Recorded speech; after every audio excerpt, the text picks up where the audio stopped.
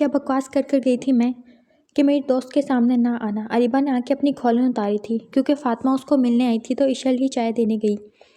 جب فاطمہ نے عشل کے جاتے ہی اس کی تعریف کی تھی، ہائے کتنا پیارا چاند تم لوگوں کے گھر میں ہے، ملازمہ ایسے لگتا ہے جیسے شہزادی ہے، کتنا وائٹ کلر ہے جیسے ملائی کی بنی ہوئی ہو۔ وہ اتنی متاثر نظر آ رہی تھی جسے دیکھ کر اریبہ کا تو جلن سے برا حال تھا۔ ویسے تمہیں ایٹیکیٹس نہیں سکھایا کہ جب کسی کے کمرے میں جاتے ہیں تو دروازہ نوک کر کے آتے ہیں، لیکن تمہیں کون سی تمیز سکھائی ہے تمہارے گھٹیا ماں باپ؟ چپ، ایک دم چپ، بس بہت ہو گیا، ایک لفظ اور نہیں۔ بہت سنا لیا تم نے اور بہت سن لیا میں نے تمہاری۔ مار بھی برداشت کر لی، اپنے اوپر الزامات بھی سہے، لیکن اب ایک اور لفظ میرے ماں باپ کے خلاف ایک لفظ بھی بولا تو میں یہ منہ توڑنے میں دیر نہیں لگاؤں گی۔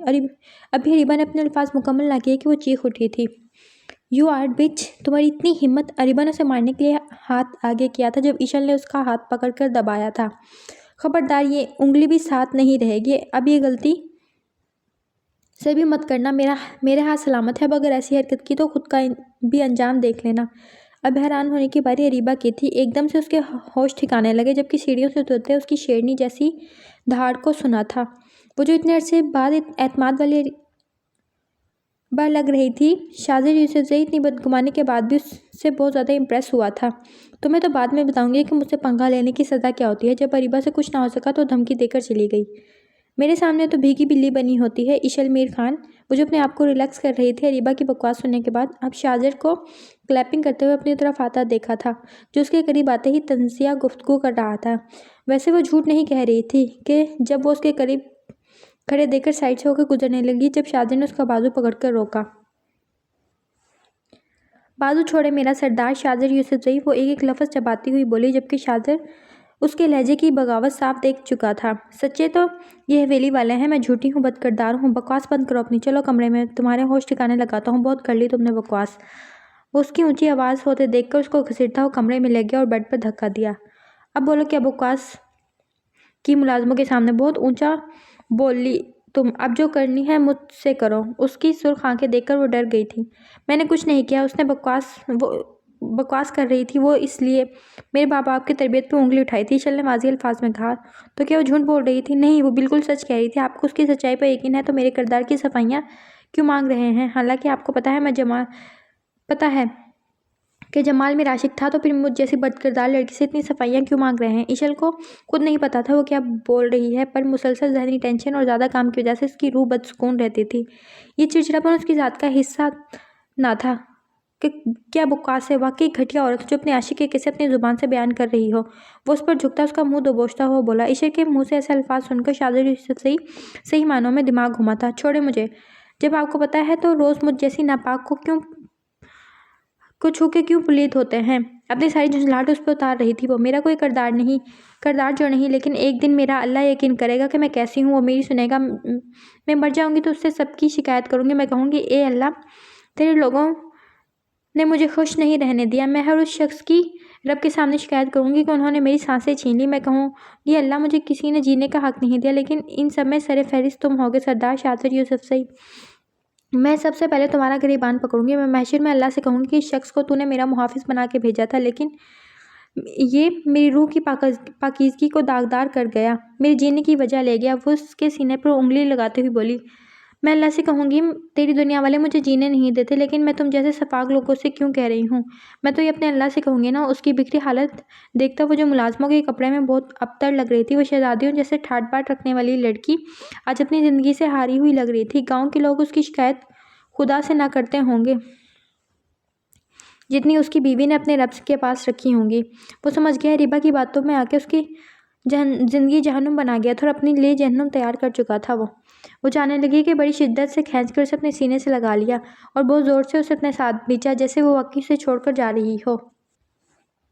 چھوڑے مجھے، آپ پلید ہو جائیں گے، مجھے مت چھوؤ، تم داغدار ہو جاؤ گے۔ وہ زبردستی اسے اپنا آپ چھڑانے لگی تھی۔ وہ اسے پکڑتا بیڈ پر لے آیا جو کہ مسلسل چیخ رہی تھی، اس کا سانس اکھڑنے لگا۔ شاذر نے جلدی سے ٹیبل سے پانی کا گلاس پکڑ کر اسے پلانے لگا جو کہ وہ ہاتھ مار کے گرا چکی تھی۔ اس کا گلا تک خشک ہو گیا تھا۔ مجھے بخش دو، میری زندگی، میرا سب کچھ تو چھین چکے ہو۔ اس کے الفاظ سننے سے پہلے ہی اسے اپنی طرف کھینچتا اس کے لفظوں کو توڑتا چلا گیا جبکہ عشل خود کو اس کی گود میں اور اس کو اپنے آپ میں دیکھ کر اب ہوش میں آئی تھی۔ کچھ دیر خود کو اس سے چھڑانے کی مزاحمت کرتی رہی، لیکن تھک ہار کر اسی ظالم کے گرد دونوں ہاتھ باندھ دیے۔ اور شاہزادہ یوسفزئی بھی سوچتا رہ گیا کہ ابھی تو وہ چیرنے پھاڑنے پر اتر آئی تھی، اب اس کے ساتھ لگی ہوئی تھی، لیکن وہ بھول گیا تھا کہ عورت اپنے جسم پر لگی چوٹ تو بھول جاتی ہے لیکن اپنی روح پر لگے زخم کو نہیں بھول سکتی۔ وہ اس کو چھوڑتے اب اس کا چہرہ دیکھنے لگا جو نگاہوں میں شکوہ لیے اسے دیکھ رہی تھی۔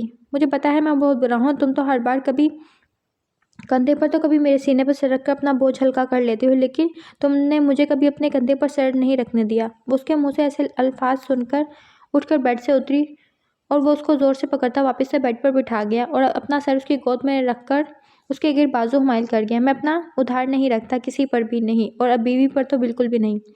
مجھے اب خبردار سونے دو، تمہاری بولنے کی آواز بھی نہ آئے۔ میرا بھی دل کرتا ہے میں بھی غم شیئر کروں، مجھ جیسی بدکردار لڑکی کے ساتھ آپ اپنے غم کیوں شیئر نہیں کرنے لگے؟ وہ اپنے پیچھے سے اس کی بازو علیحدہ کرتے ہوئے کہنے لگی جو جونک کی طرح اس کے ساتھ چمڑا ہوا تھا۔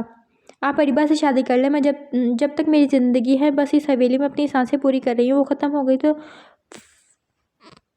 فنا رہ جائے گی۔ بس میری ایک خواہش ہے، مرنے سے پہلے ایک حسرت ہے اپنے بابا کی حویلی میں کچھ دن رہ سکوں، جیسے میں پہلے ہنسی مسکراتی تھی جب مجھ پر کوئی پابندی نہیں تھی۔ میرے باپ میری خواہش پوری کرتے تھے، اب بس اتنی سی خواہش ہے کہ ایک دفعہ پہلے کی طرح بنا وجہ کے کہہ لگا سکوں۔ اور وہ اپنے خیال میں بولتی گئی جب شاہزادہ یوسفزئی کی ذات کو جھنجھوڑ چکی تھی۔ اس نے اپنا سر سیدھا کیا تو آنسوؤں کے کچھ قطرے اس پر بھی گرے، لیکن اشل کی طرف دیکھتا وہ پتھر کا ہو چکا تھا۔ وہ جو اس کے آنسوؤں کو دیکھ چکا تھا۔ اٹھو، اس نے مصنوعی غصے میں کہا، لیکن اس پر کوئی اثر نہ ہوا۔ شاہزادے نے 2-3 دفعہ پکارا اس پر کوئی اثر نہ ہوتا دیکھ وہ زبردستی اٹھاتا اسے اپنی شال کے حصار میں دیتا باہر نکلا۔ اریبہ جو کسی سے فون پر بات کرتی ہنس کر اوپر آ رہی تھی، اشل کو شاہزادے کے بازوؤں میں کھڑا دیکھ کر غصے سے آگ بگولا ہو گئی تھی۔ تم اس بدکردار عورت کو اپنانے کے لیے تیار ہو چکے ہو؟ خبردار، جو تم نے میری بیوی کو بدکردار کہا، میں تمہیں بہت اچھے طریقے سے جانتا ہوں۔ تم نے جمال کے ساتھ مل کر جو سازش رچائی ہے نا، شکر کرو میں تمہیں زندہ دفن نہیں کیا، نہیں تو سردار شاہزر یوسفزئی کی زندگی میں عمل دخل کرتا ہے جو وہ اسے اس کے انجام تک پہنچا کر رہتا ہے۔ تو اپنا گھٹیا منصوبے میری بیوی پر مت کرنا۔ اور میری بھائی کی موت میں اللہ کی رضا تھی، وہ خود ہی بدلہ لے گئے۔ آئندہ اپنی بھابھی کی عزت کرنا، نہیں تو میں کروانا جانتا ہوں۔ یہ کہتا وہ اسے لیتا دوسری سائڈ سے گزر گیا، جبکہ اریبہ نے جو کنواں اشل کے لیے کھودا تھا خود اس میں جا گری۔ وہ اشل کو لے کر جیپ کے پاس آیا، اسے دروازہ کھول کر اس میں بٹھایا جو کہ گمسم سی کھڑی تھی۔ اس کا ارادہ تھا اشل کو شہر لے کر جانے کا کہ وہ کچھ دن حویلی سے دور رکھے گا، وہ فریش ہو جائے گی، ان تمام تلخ باتوں کو بھول جائے گی۔ جیپ حویلی سے نکلی تو اریبہ کا دل جل کر خاک ہوا تھا۔ وہ سنجیدگی سے ڈرائیونگ کر رہا تھا۔ اس نے اشل کو دیکھا جو اس کے ساتھ لگی سو رہی تھی۔ اس کے سفید رنگ پر تو کوئی اثر نہ ہوا، لیکن وہ کمزور لگ رہی تھی، ایسے لگتا تھا جیسے صدیوں کی بیمار ہو۔ اسے بے ساختہ اس پر پیار آیا تھا۔ میں تمہیں دنیا کی ہر خوشی دوں گا پیاری لڑکی، تم اتنے ظلم کی حقدار نہیں تھی جتنا میں نے تم پر کیا، تم جتنی بھی ناراض رہو لیکن میں تمہیں خود سے دور نہیں جانے دوں گا، اب یہ وعدہ ہے میرا تم سے۔ وہ دل میں عہد باندھ ہی رہا تھا جب لالی کو اپنی گاڑی کے سامنے مونچھوں کا تاؤ دیتا دیکھا۔ شاہزادے نے جلدی سے اشل کا سر اسٹیئرنگ سیٹ پر رکھا اور اپنی شال سے اسے ڈھانپا۔ وہ لالی کی ایک بھی غلیظ نظر اس پر نہیں پڑنے دینا چاہتا تھا۔ کیا مسئلہ ہے تمہارا جو ہر وقت کتے کی طرح میرا راستہ روکتا رہتا ہے؟ وہ گاڑی سے نکلتا ہوا غضبانہ لہجے میں بولا۔ بھئی سیدھا اور صاف مطلب ہے، تم سرداری سے اتر جاؤ۔ لالی اپنے منہ سے پان تھوکتا ہوا بولا۔ بلی کے خواب میں چھیچڑے۔ شاہزر استہزائیہ ہنسا۔ ایک بات کہوں، چوڑیاں پہن کر بیٹھ جا، وہ تجھ پر سجتی ہیں۔ تم میں کوئی بات ہو تو ان گاؤں کی سرداری تمہیں دے دوں، لیکن میں نے ان معصوم لوگوں پر تمہارا سایہ بھی برداشت نہیں کر سکتا، اس لیے اپنا راستہ ناپو۔ شاہزر یوسفزئی کہتا بڑی شان سے گاڑی میں بیٹھا تھا۔ یہ باتیں تجھے مہنگی پڑیں گی شاہزر یوسفزئی، تیرے گھر کی عزت کو نہ رلاؤ تو میرا نام بھی لالی نہیں اور تیرا ٹھکانہ قبر میں ہے۔ جس طرح سے میرے بھائی کو مارا ہے اسی طرح تیرا سینہ چھلنی کروں گا، تجھے تیرے ہی تریاک سے ماروں گا۔ سردار میر خان کو بھی اپنی پگڑی پر بہت ناز تھا، تیری طرح تو اسے مسل کر رکھ دیا، اب تیری باری ہے۔ ویسے سردار میر خان کی بیٹی تو چاند ہے، کیوں نہ تعریف ہو جائے؟ پیچھے کھڑا وہ خباثت سے مونچھوں کو تاؤ دیتے کہہ رہا تھا جو اشل کو دیکھ چکا تھا، لیکن اپنا ٹھڑکی پن شاہزر پہ ظاہر نہیں کیا۔ وہ جانتا تھا وہ اکیلا ہے تو شاہزر یوسفزئی نے اس کے دانت توڑ دینے تھے، اسی لیے وہ سرداری والی بات کی تھی۔ شاہزر نے فلیٹ میں گاڑی روکی تو اشل کو ابھی بھی سوتا ہوا پایا۔ شاہزر اترا تو دوسری طرف سے دروازہ کھول کر نرمی سے اسے بازو میں اٹھاتا کمرے میں لے گیا۔ اسے بیڈ پر لیٹاتا کمفرٹر نکال کر اس پر دیا اور خود اس کے کھانے پینے کا انتظام کرنے چلا گیا۔ عشل کی آنکھ کھلی تو خود کو اجنبی جگہ پر پایا، لیکن فلیٹ پر نظر پڑتے اٹھ بیٹھی۔ اب میرا دل ان چیزوں سے بہلاؤ گے سردار یوسفزئی، لیکن تم نے میری روح زخمی کی ہے، یہ تو تم بھول سکتے ہو، لیکن میں اتنی آسانی سے نہیں اپنی کردار پر لگے زخم نہیں بھول پاؤں گی۔ کیا میری زندگی اتنی سستی تھی جو تم نے بے مول کر دی؟ مجھے کسی سے شکوہ نہیں تھا، لیکن تم پھر سے میری زندگی کو جہنم بناؤ گے۔ میں ہمدردی کا لیا گیا سہارا قبول نہیں کر سکتی، اب تو مرتے دم تک تم پر یقین نہیں کر پاؤں گی۔ مجھے چائے تو بنا دو، صبح سے تھک گیا ہوں۔ ہاں، آپ کو ملازمہ جو مفت کی ملی ہوئی ہے، آپ نے مجھے باندھی جو بنا کر رکھا ہے، چائے بنا کر لاتی ہوں، کہیں تو آپ کو جوتے بھی اتار دو جو آپ لوگوں نے ہمیں سمجھا ہوا ہے۔ وہ کاٹ کھانے والے انداز میں کہہ رہی تھی۔ کیا سمجھا ہوا ہے؟ وہ بھی جھرا کے انداز میں پوچھ رہا تھا۔ پاؤں کی جوتی سمجھا ہوا ہے آپ نے ہمیں، جب چاہا پہن لیا، جب چاہا اتار دیا۔ زندگی اتنی بے مول کر دی ہے، عورت ذات کو سستا سمجھ رکھا ہے، وہ کیا کیا نہیں سہتی، مارے برداشت کرتی ہے کہ کبھی اس کا گھر نہ ٹوٹ جائے۔ جب پہلی دفعہ شادی کے بعد مرد مارتا ہے نا، تو اپنے ماں باپ کا خیال کرتی ہے کہ وہ نوجوان بیٹی کو طلاق یافتہ دیکھ کر زندہ درگور نہ ہو جائے۔ وہ بھی عورت چپ چاپ سہ لیتی ہے۔ پہلے جب مارتا ہے تو عورت اپنے ماں باپ کو دیکھتی ہے، پھر چند سالوں بعد مارتا ہے تو اپنی گود میں بچے کو دیکھ کر چپ ہو جاتی ہے۔ لیکن میرا ایسا کوئی ارادہ نہیں، میں آپ کے ساتھ زندگی گزاروں گی، اور نہ ہی میری گود میں کوئی بچہ ہے۔ ابھی تو آپ کے بھائی کے قاتل کی بہن ہو، تو اپنا انتقام پورا کر لے اور اس علاقے کی رسموں کا جشن منائے۔ عشل دھاڑتی ہوئی بولی تھی۔ میں تم سے محبت بس بہت ہو گیا۔ محبت کا نام بھی اپنی زبان سے مت لیجیے گا، یہ بہت پاکیزہ احساس ہے۔ مجھے آپ کے اس کھیل کا پتہ ہے۔ 2 دن آپ جھوٹا ڈھونگ رچائیں گے، میری محبت کریں گے، میری پرواہ کریں گے، پھر میرے منہ سے اپنی محبت کا اظہار کروائیں گے، اور پھر مزہ لے کر پھر اپنے بھائی کا خون یاد آ جائے گا آپ کو۔ لیکن ایک بات آپ میری کان کھول کر سن لیں شاہزادی یوسفزئی، مجھے اگر عزت اور محبت میں دونوں سے کسی کا انتخاب کرنا پڑا تو میں عزت کو چنوں گی، کیونکہ عزت کا پلڑا محبت کے پلڑے میں بہت بھاری ہے، اور جس دن آپ مجھے عزت دیں گے نا، اس دن میں محبت تو کیا خود کو آپ سے وار دوں گی۔ پر آپ ان باتوں کے قابل نہیں۔ وہ اپنے دل کی بھڑاس نکال چکی تھی۔ جبکہ شاہزر اسے صبح سے بازار گھما کر لایا تھا، اس نے ہر چیز لے کر دی تھی، پر عشل کی خالی نظریں اور کوئی جواب نہ پاتا دیکھ وہ ہر چیز لے کر دی، کپڑے، شالیں، چپل وغیرہ ہر چیز لے کر دی، پھر بھی اسے کسی بات کی خوشی نہ ہوئی۔ وہ اس لیے لے کر گیا کہ اس کا موڈ اچھا ہو، لیکن اب ایسی باتیں اس کا دل دکھا چکی تھی۔ وہ دل برداشتہ ہو کر جانے لگا۔ اسے دکھ اس بات کا نہ تھا کہ وہ چائے سے انکار کر دی، وہ بھی صاف انکار بھی تو کر سکتی تھی، لیکن اس کی منفی سوچوں پر شاہزر کے دل پر چوٹ پڑی تھی کہ اس کے بارے میں ایسا سوچتی تھی وہ۔ لیکن اگر آپ مجھ سے اتنی محبت کرتے ہیں تو مجھے اس نام نہاد بندھن سے آزاد کر دیں۔ وہ نکلنے ہی لگا تھا جب پیچھے سے اس کی اگلی بات پر شاہزادی یوسفزئی کے قدم جکڑے گئے تھے۔ کیا بکواس کی ہے تم نے عشل یوسفزئی؟ بہت بکواس سن لی میں نے تمہاری۔ اس کی دھاڑتی ہوئی آواز عشل میر خان کا کام تمام کر گئی۔ شاہزر نے اس کی طرف قدم بڑھائے، وہ خوفزدہ ہو کر پیچھے دیوار کی جانب لگی۔ ایک بات یاد رکھنا اگر تمہیں مجھ سے جدا ہونے کا اتنا ہی شوق ہے نا تو سفید جوڑا پہن لینا، پر طلاق کا نام اپنی زبان سے مت لینا۔ اس کی کشادہ گندمی پیشانی پر بل پڑے تھے۔ عشل خوفزدہ کھڑی تھی کیونکہ شاہزر اور اس میں انچ بھر کا فاصلہ بھی نہ تھا۔ بے شک تم بنی میں ہی تھی، تم پر ظلم بھی بے انتہا ہوا ہے، میں اس کا مداوع کروں گا، لیکن اگر طلاق کا لفظ بھی تمہاری زبان سے نکلا تو تمہاری لاش کی خبر بھی کسی کو نہ ہوگی۔ وہ اس کی گردن پر لب رکھتے ہوئے گھمبیر لہجے میں بولا، جبکہ عشل کو لگا وہ مرنے والی ہو گئی تھی۔ اس کی گرم سانسیں محسوس ہوتے دیکھ وہ مزاحمت کرنے لگی۔ چائے نہ دی تو آج مجھے ویسے بھی تمہاری کمی محسوس ہو رہی ہے۔ بے شک چائے نہ ملے، تم تو مل گئی ہو، ویسے بھی تمہیں دیکھ کر میری ساری تھکن اتر جاتی ہے۔ وہ اپنی شال جو اس کے کندھوں پر تھی خود کو اور اسے ڈھانپتا ہوا بولا، میں چائے بنانے جا رہی ہوں، پیچھے ہٹیے۔ شاہزادی یوسفزئی کی بے باک باتیں سن کر اس کا اپنے لمبے لیکچر پر لعنت بھیجنے کا دل کر رہا تھا جو اتنی دیر سے کر رہی تھی۔ اس سے اچھا تھا وہ اسے چائے ہی بنا دیتی، اسے پیچھے کی طرف دھکا دیتی۔ اپنے اناری چہرے کو لیے کچن کی طرف بھاگی وہ، جبکہ اسے شرم سے سرخ اور چہرے کے ساتھ بھاگتا دیکھ شاہزر کے نابی لبوں سے ایک قہقہ برآمد ہوا تھا۔ یہ تم چائے بنا رہی ہو یا پائے؟ وہ جو جلدی جلدی چائے بنا کر کپوں میں ڈال رہی تھی کہ اونچی آواز پر گرم چائے اپنے ہاتھوں پر گرا بیٹھی۔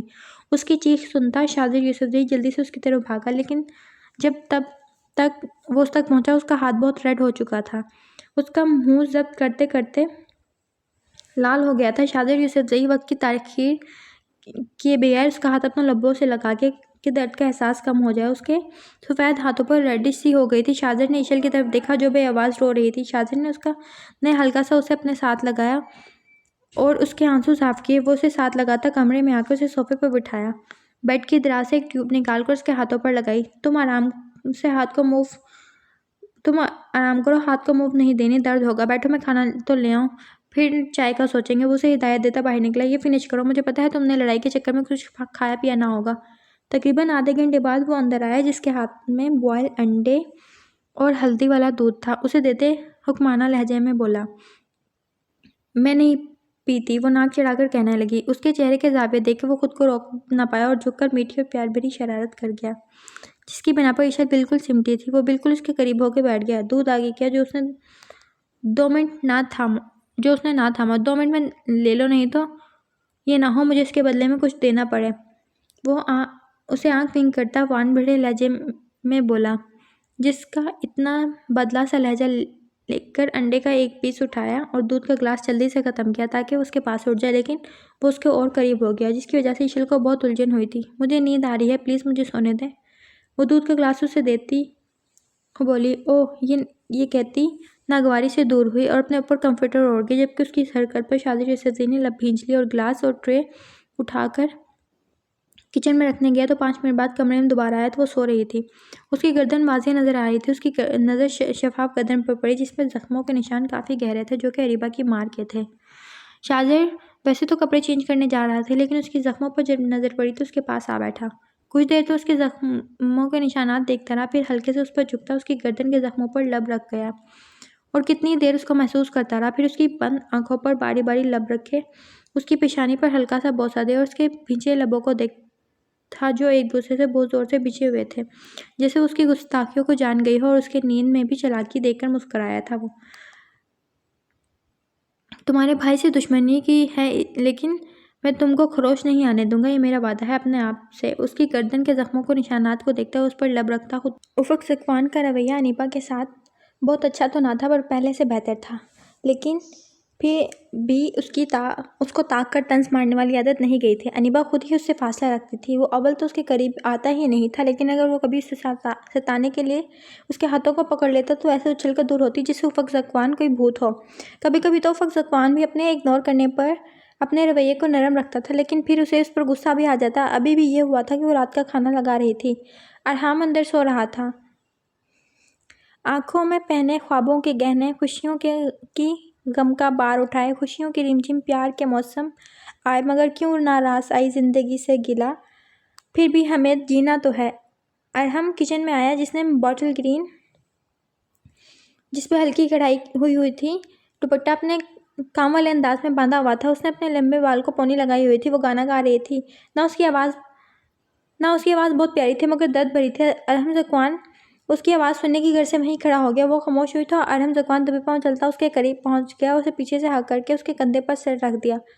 انیبہ جو اپنے آپ میں اتنی گم تھی کہ اس کے لمس پر اس کا جسم تپنے لگا، وہ اس کے حصار سے نکلنے کے لیے تڑپ رہی تھی، لیکن اس کی مضبوط گرفت پر نہ نکل سکی۔ پلیز چھوڑیں مجھے، وہ التجا کرتی بلند آواز میں چیخی، لیکن ارحم ذکوان پہ کوئی اثر نہ ہوا۔ اگر نہ چھوڑوں تو؟ وہ چیلنج زدہ آواز میں بولا تھا۔ میں کہتی ہوں چھوڑو مجھے، نہیں تو میں قتل کر دوں گی آپ کو، وہ تنگ آتی بولی۔ تو اس کی قتل والی بات پر ارحم ذکوان میں ہوش و حواس نہ رہا۔ تم لوگوں نے ایک بندے کی تو جان کو کتنا سستا سمجھا ہوا ہے، اس کا تو مجھے اندازہ تھا، لیکن اتنا زیادہ گھٹیا پن نہیں دیکھا تھا۔ اس کے ہاتھوں میں چھری دیکھتے ہوئے بولا، اپنے عاشق کے ساتھ مل کر انجوائمنٹ میں اور کتنے قتل کیے ہیں؟ کیا مطلب آپ کا اس بات کا؟ وہ میرا مرحوم شوہر تھا، نکاح ہوا تھا اس کا اور میرا۔ وہ اس کا گریبان پکڑ کر جھنجھوڑنے لگی، لیکن آپ کی ذہنیت بہت ہی گھٹیا ہے، جو کبھی قاتل تو کبھی بدکردار کہہ کر مجھے داغدار کرتے ہیں۔ یہ بھی نہیں سوچتے بیوی ہوں میں آپ کی، کم از کم یہی سوچ لیا کریں کہ میں آپ کے دوست کی بہن ہوں۔ اگر آپ کو میری پہلی شادی سے مسئلہ تھا تو انکار کر دیتے۔ میں ہر طرح سے کوشش کرتی ہوں، لیکن آپ کی بیزارگی میں ختم نہیں کر سکتی۔ آپ سائیکیٹرسٹ سے علاج کروا لیں، مہربانی کر کے میری زندگی عذاب نہ بنائیں۔ وہ نہیں جانتی تھی اس نے کیا کہہ دیا ہے۔ اس کا ضبط ٹوٹا تو پھر ٹوٹتا ہی چلا گیا تھا۔ زندگی عذاب میں نے نہیں تم نے بنائی ہے انیبہ۔ زمان یاد ہے وہ رات جب میں تم لوگوں کی منتیں کی تھی کہ میری بیوی کی کنڈیشن بہت خراب ہے، میں کسی کے آگے نہ گڑ گڑانے والا تم لوگوں کے سامنے گڑ گڑایا تھا کہ مجھے لفٹ چاہیے۔ اس رات مجھے لفٹ نہیں چاہیے تھی، مجھے میری بیوی کی زندگی چاہیے تھی۔ میں نے اس رات فریاد کی تھی کہ میری گاڑی خراب ہو گئی ہے، پلیز میرے ساتھ میری بیوی کو چل کر دیکھ لیں، لیکن تم لوگوں پہ اثر نہ ہوا۔ میری بیوقوفی حد یہ تھی کہ اس ٹھنڈی سڑک پر میں نے تم لوگوں سے اپنی بیوی کی زندگی کی بھیک مانگی تھی۔ اگر اپنے اللہ سے مانگتا تو دے دیتا، لیکن ایک دفعہ بھی تم اور تمہارے سو کالڈ مرحوم شوہر کے ضمیر نے ملامت نہ کی کہ ہم نے کسی کی خوشیاں چھین لی ہیں یا اس رات ڈاکٹر نے کہا کہ اگر آپ کی بیوی کو تھوڑی دیر پہلے لے آتے تو ہم کچھ کر لیتے، لیکن سوری، ہم آپ کی وائف کو نہیں بچا سکے۔ اس رات میں نے انیبا زمان اپنی وائف کو نہیں، اپنی لائف کو کھویا تھا۔ جس اندھیرے سے وہ ڈرتی تھی ان اندھیروں میں جا بسی۔ لیکن انیبا یوسفزئی، میری یہ بات، میں نے تمہاری زندگی اور تمہارے مقدر کو اندھیرا نہ کر دیا تو میرا نام افق ذکوان نہیں، وہ کہتا اسے دھکا دیتے چلا گیا، اور پیچھے اس کا سر کچن کے کیبنٹ کے ساتھ لگا تھا۔ وہ بھی اس رات کے منظر میں ایسی کھوئی کہ سر پر اٹھتی ٹھیس بھی کم لگی تھی۔ پلیز آ جائیں، مجھے ڈر لگ رہا ہے، وہ ارحام کو اپنے ساتھ زور سے بھینچتی ہوئی بولی، کیونکہ ارحم ذکوان کل والے واقعے کے بعد گھر نہیں آیا تھا۔ اس نے کل پوری رات پشیمانی سے گزاری تھی، بھلے اس کا کوئی قصور نہ ہو۔ وہ اس رات والے واقعے کو سوچتی اتنی پریشان ہوتی رہی۔ اس رات نہ تو وہ ہوٹلنگ پر گئے تھے، نہ ہی لانگ ڈرائیو پر، کیونکہ جس طرح کا سخت ان کا فیملی گراؤنڈ تھا، اس طرح ان کو گھومنے پھرنے کی اجازت نہ تھی۔ انیبا کو بخار تھا۔ اماں کے بہت زیادہ اصرار پر انیبا ریان کے ساتھ ڈاکٹر کے پاس آئی تھی۔ بھلے اس کے ساتھ نکاح جیسا مضبوط رشتہ تھا، لیکن وہ محتاط اور ریزرو طبیعت کی مالک تھی۔ اس رات اس اجنبی کی تکلیف پر ریان یوسفزئی سے اتنا لڑی تھی۔ اگر اس کے ساتھ 2-3 بندے ہوتے تو کیا میں تمہیں بچا پاتا؟ کیا پتا وہ کس مقصد سے آیا تھا۔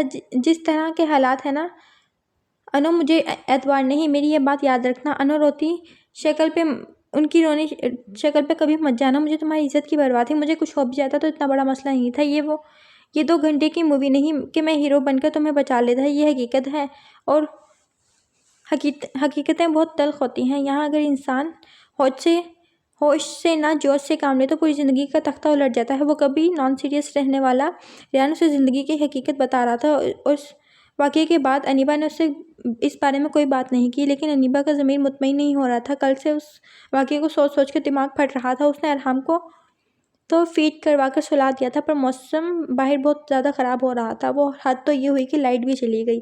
انیبا کی حالت غیر ہو گئی تھی۔ وہ کتنا کچھ برداشت کرتی تھی تو ایک نازک سی لڑکی۔ یا اللہ میری مدد کر، وہ ارحام کو سینے سے لگائے اپنے رب سے فریاد کر رہی تھی کہ اتنے میں اسے مین گیٹ کھلنے کی آواز آئی اور وہ سمٹ کر بیٹھ گئی۔ اس کے ہاتھ پاؤں کانپنے لگے۔ اسے یہ سوچ کر ہی خوف آنے لگا اگر کوئی ڈاکو ہوا، لیکن اس سے زیادہ اس کی ہمت نہ ہوئی۔ اندھیری رات تھی اور ارحام اس کے پاس ارحم کی امانت تھا۔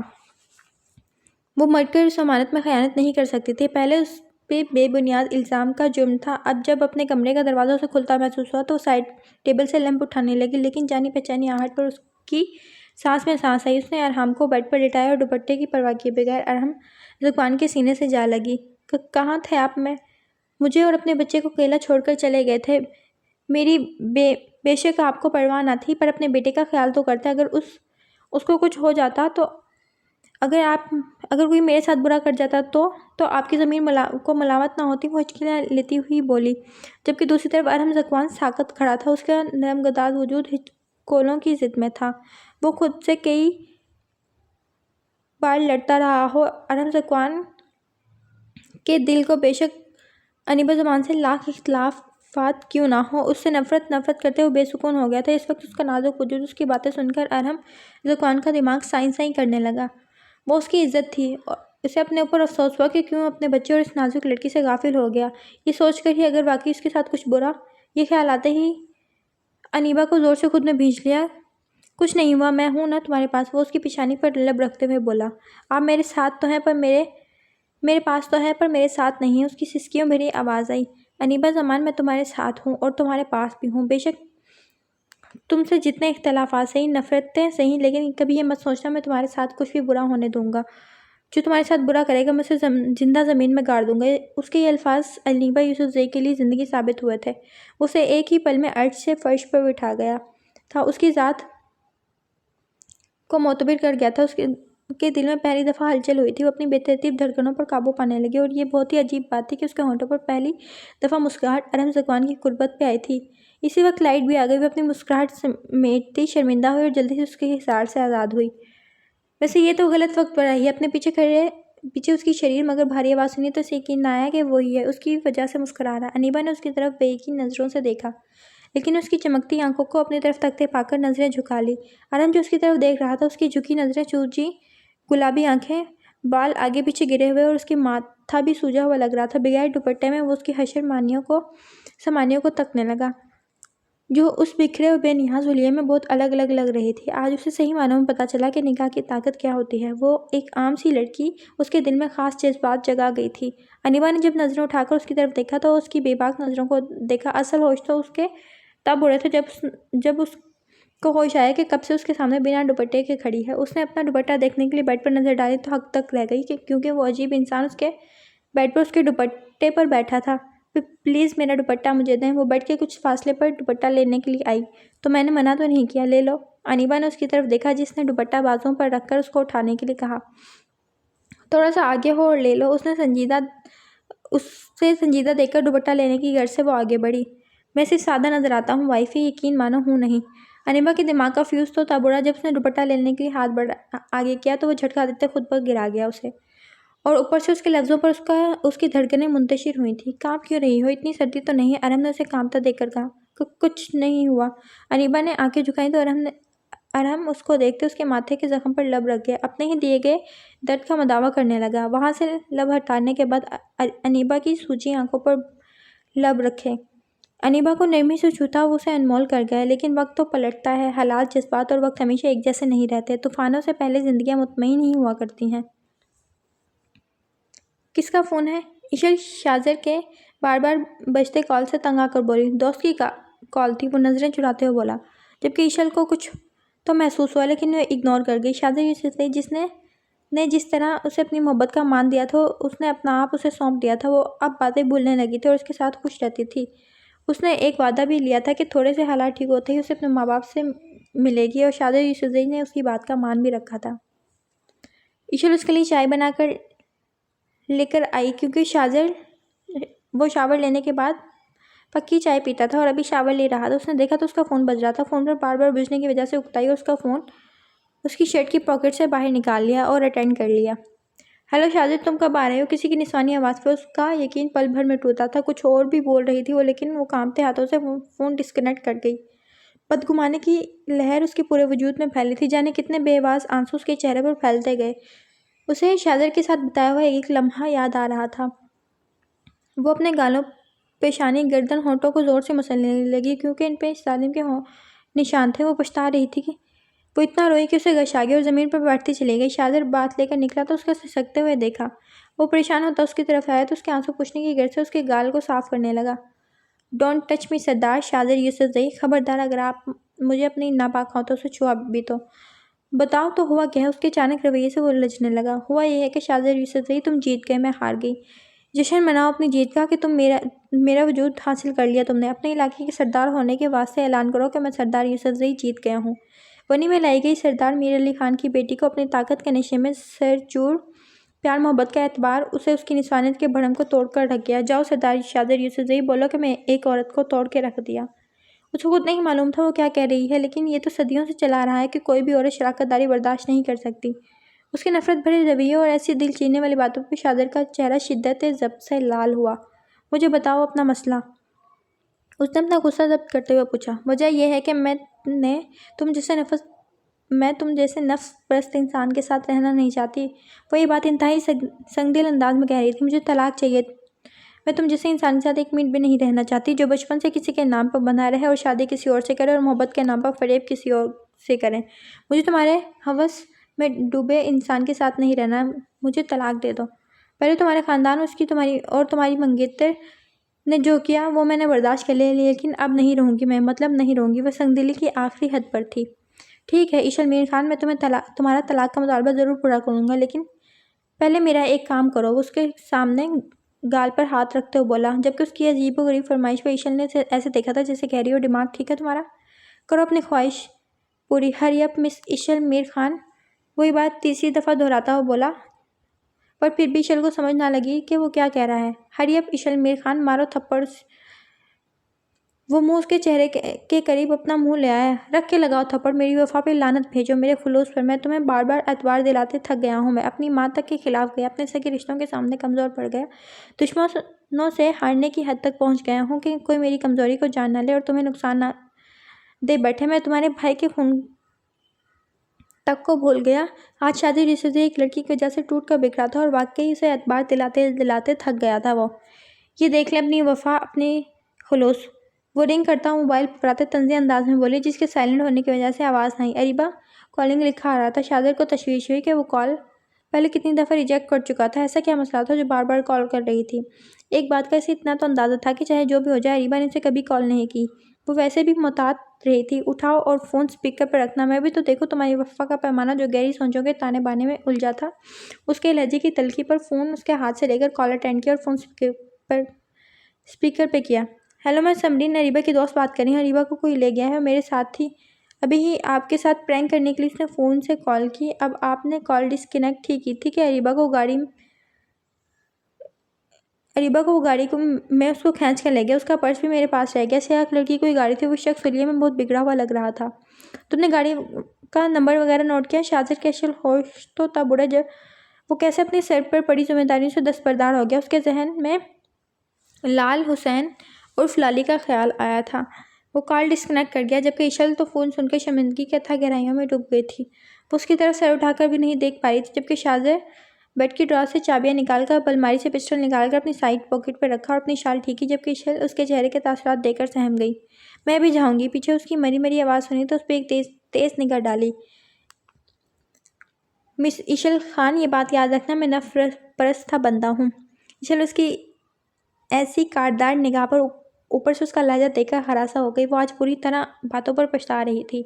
جیسے ہی باہر نکلا فوراً اس کے پیچھے بھاگی، لیکن جب دیکھا کہ وہ گاڑی سٹارٹ کر چکا تھا۔ پلیز مجھے لے جائیں، مجھے ڈر لگتا ہے، میں اکیلی کیسے رہوں گی؟ وہ منتوں پر اتری ہوئی تھی۔ شاذر اس کی بے بسی دیکھ کر جھک کر گاڑی کا دروازہ کھول دیا تو وہ منٹ کی تاخیر کیے بغیر بیٹھی تھی۔ اریبہ زمان کو اپنی جس عزت پہ غرور تھا وہ ریت کا محل ثابت ہوا۔ اس دن شاذر دیر سے لال حسین کے ڈیرے پر پہنچا تھا۔ پولیس لال حسین کو پکڑ کے لے جا چکی تھی، لیکن اس سے پہلے لال حسین اپنے مقصد میں کامیاب ہو چکا تھا۔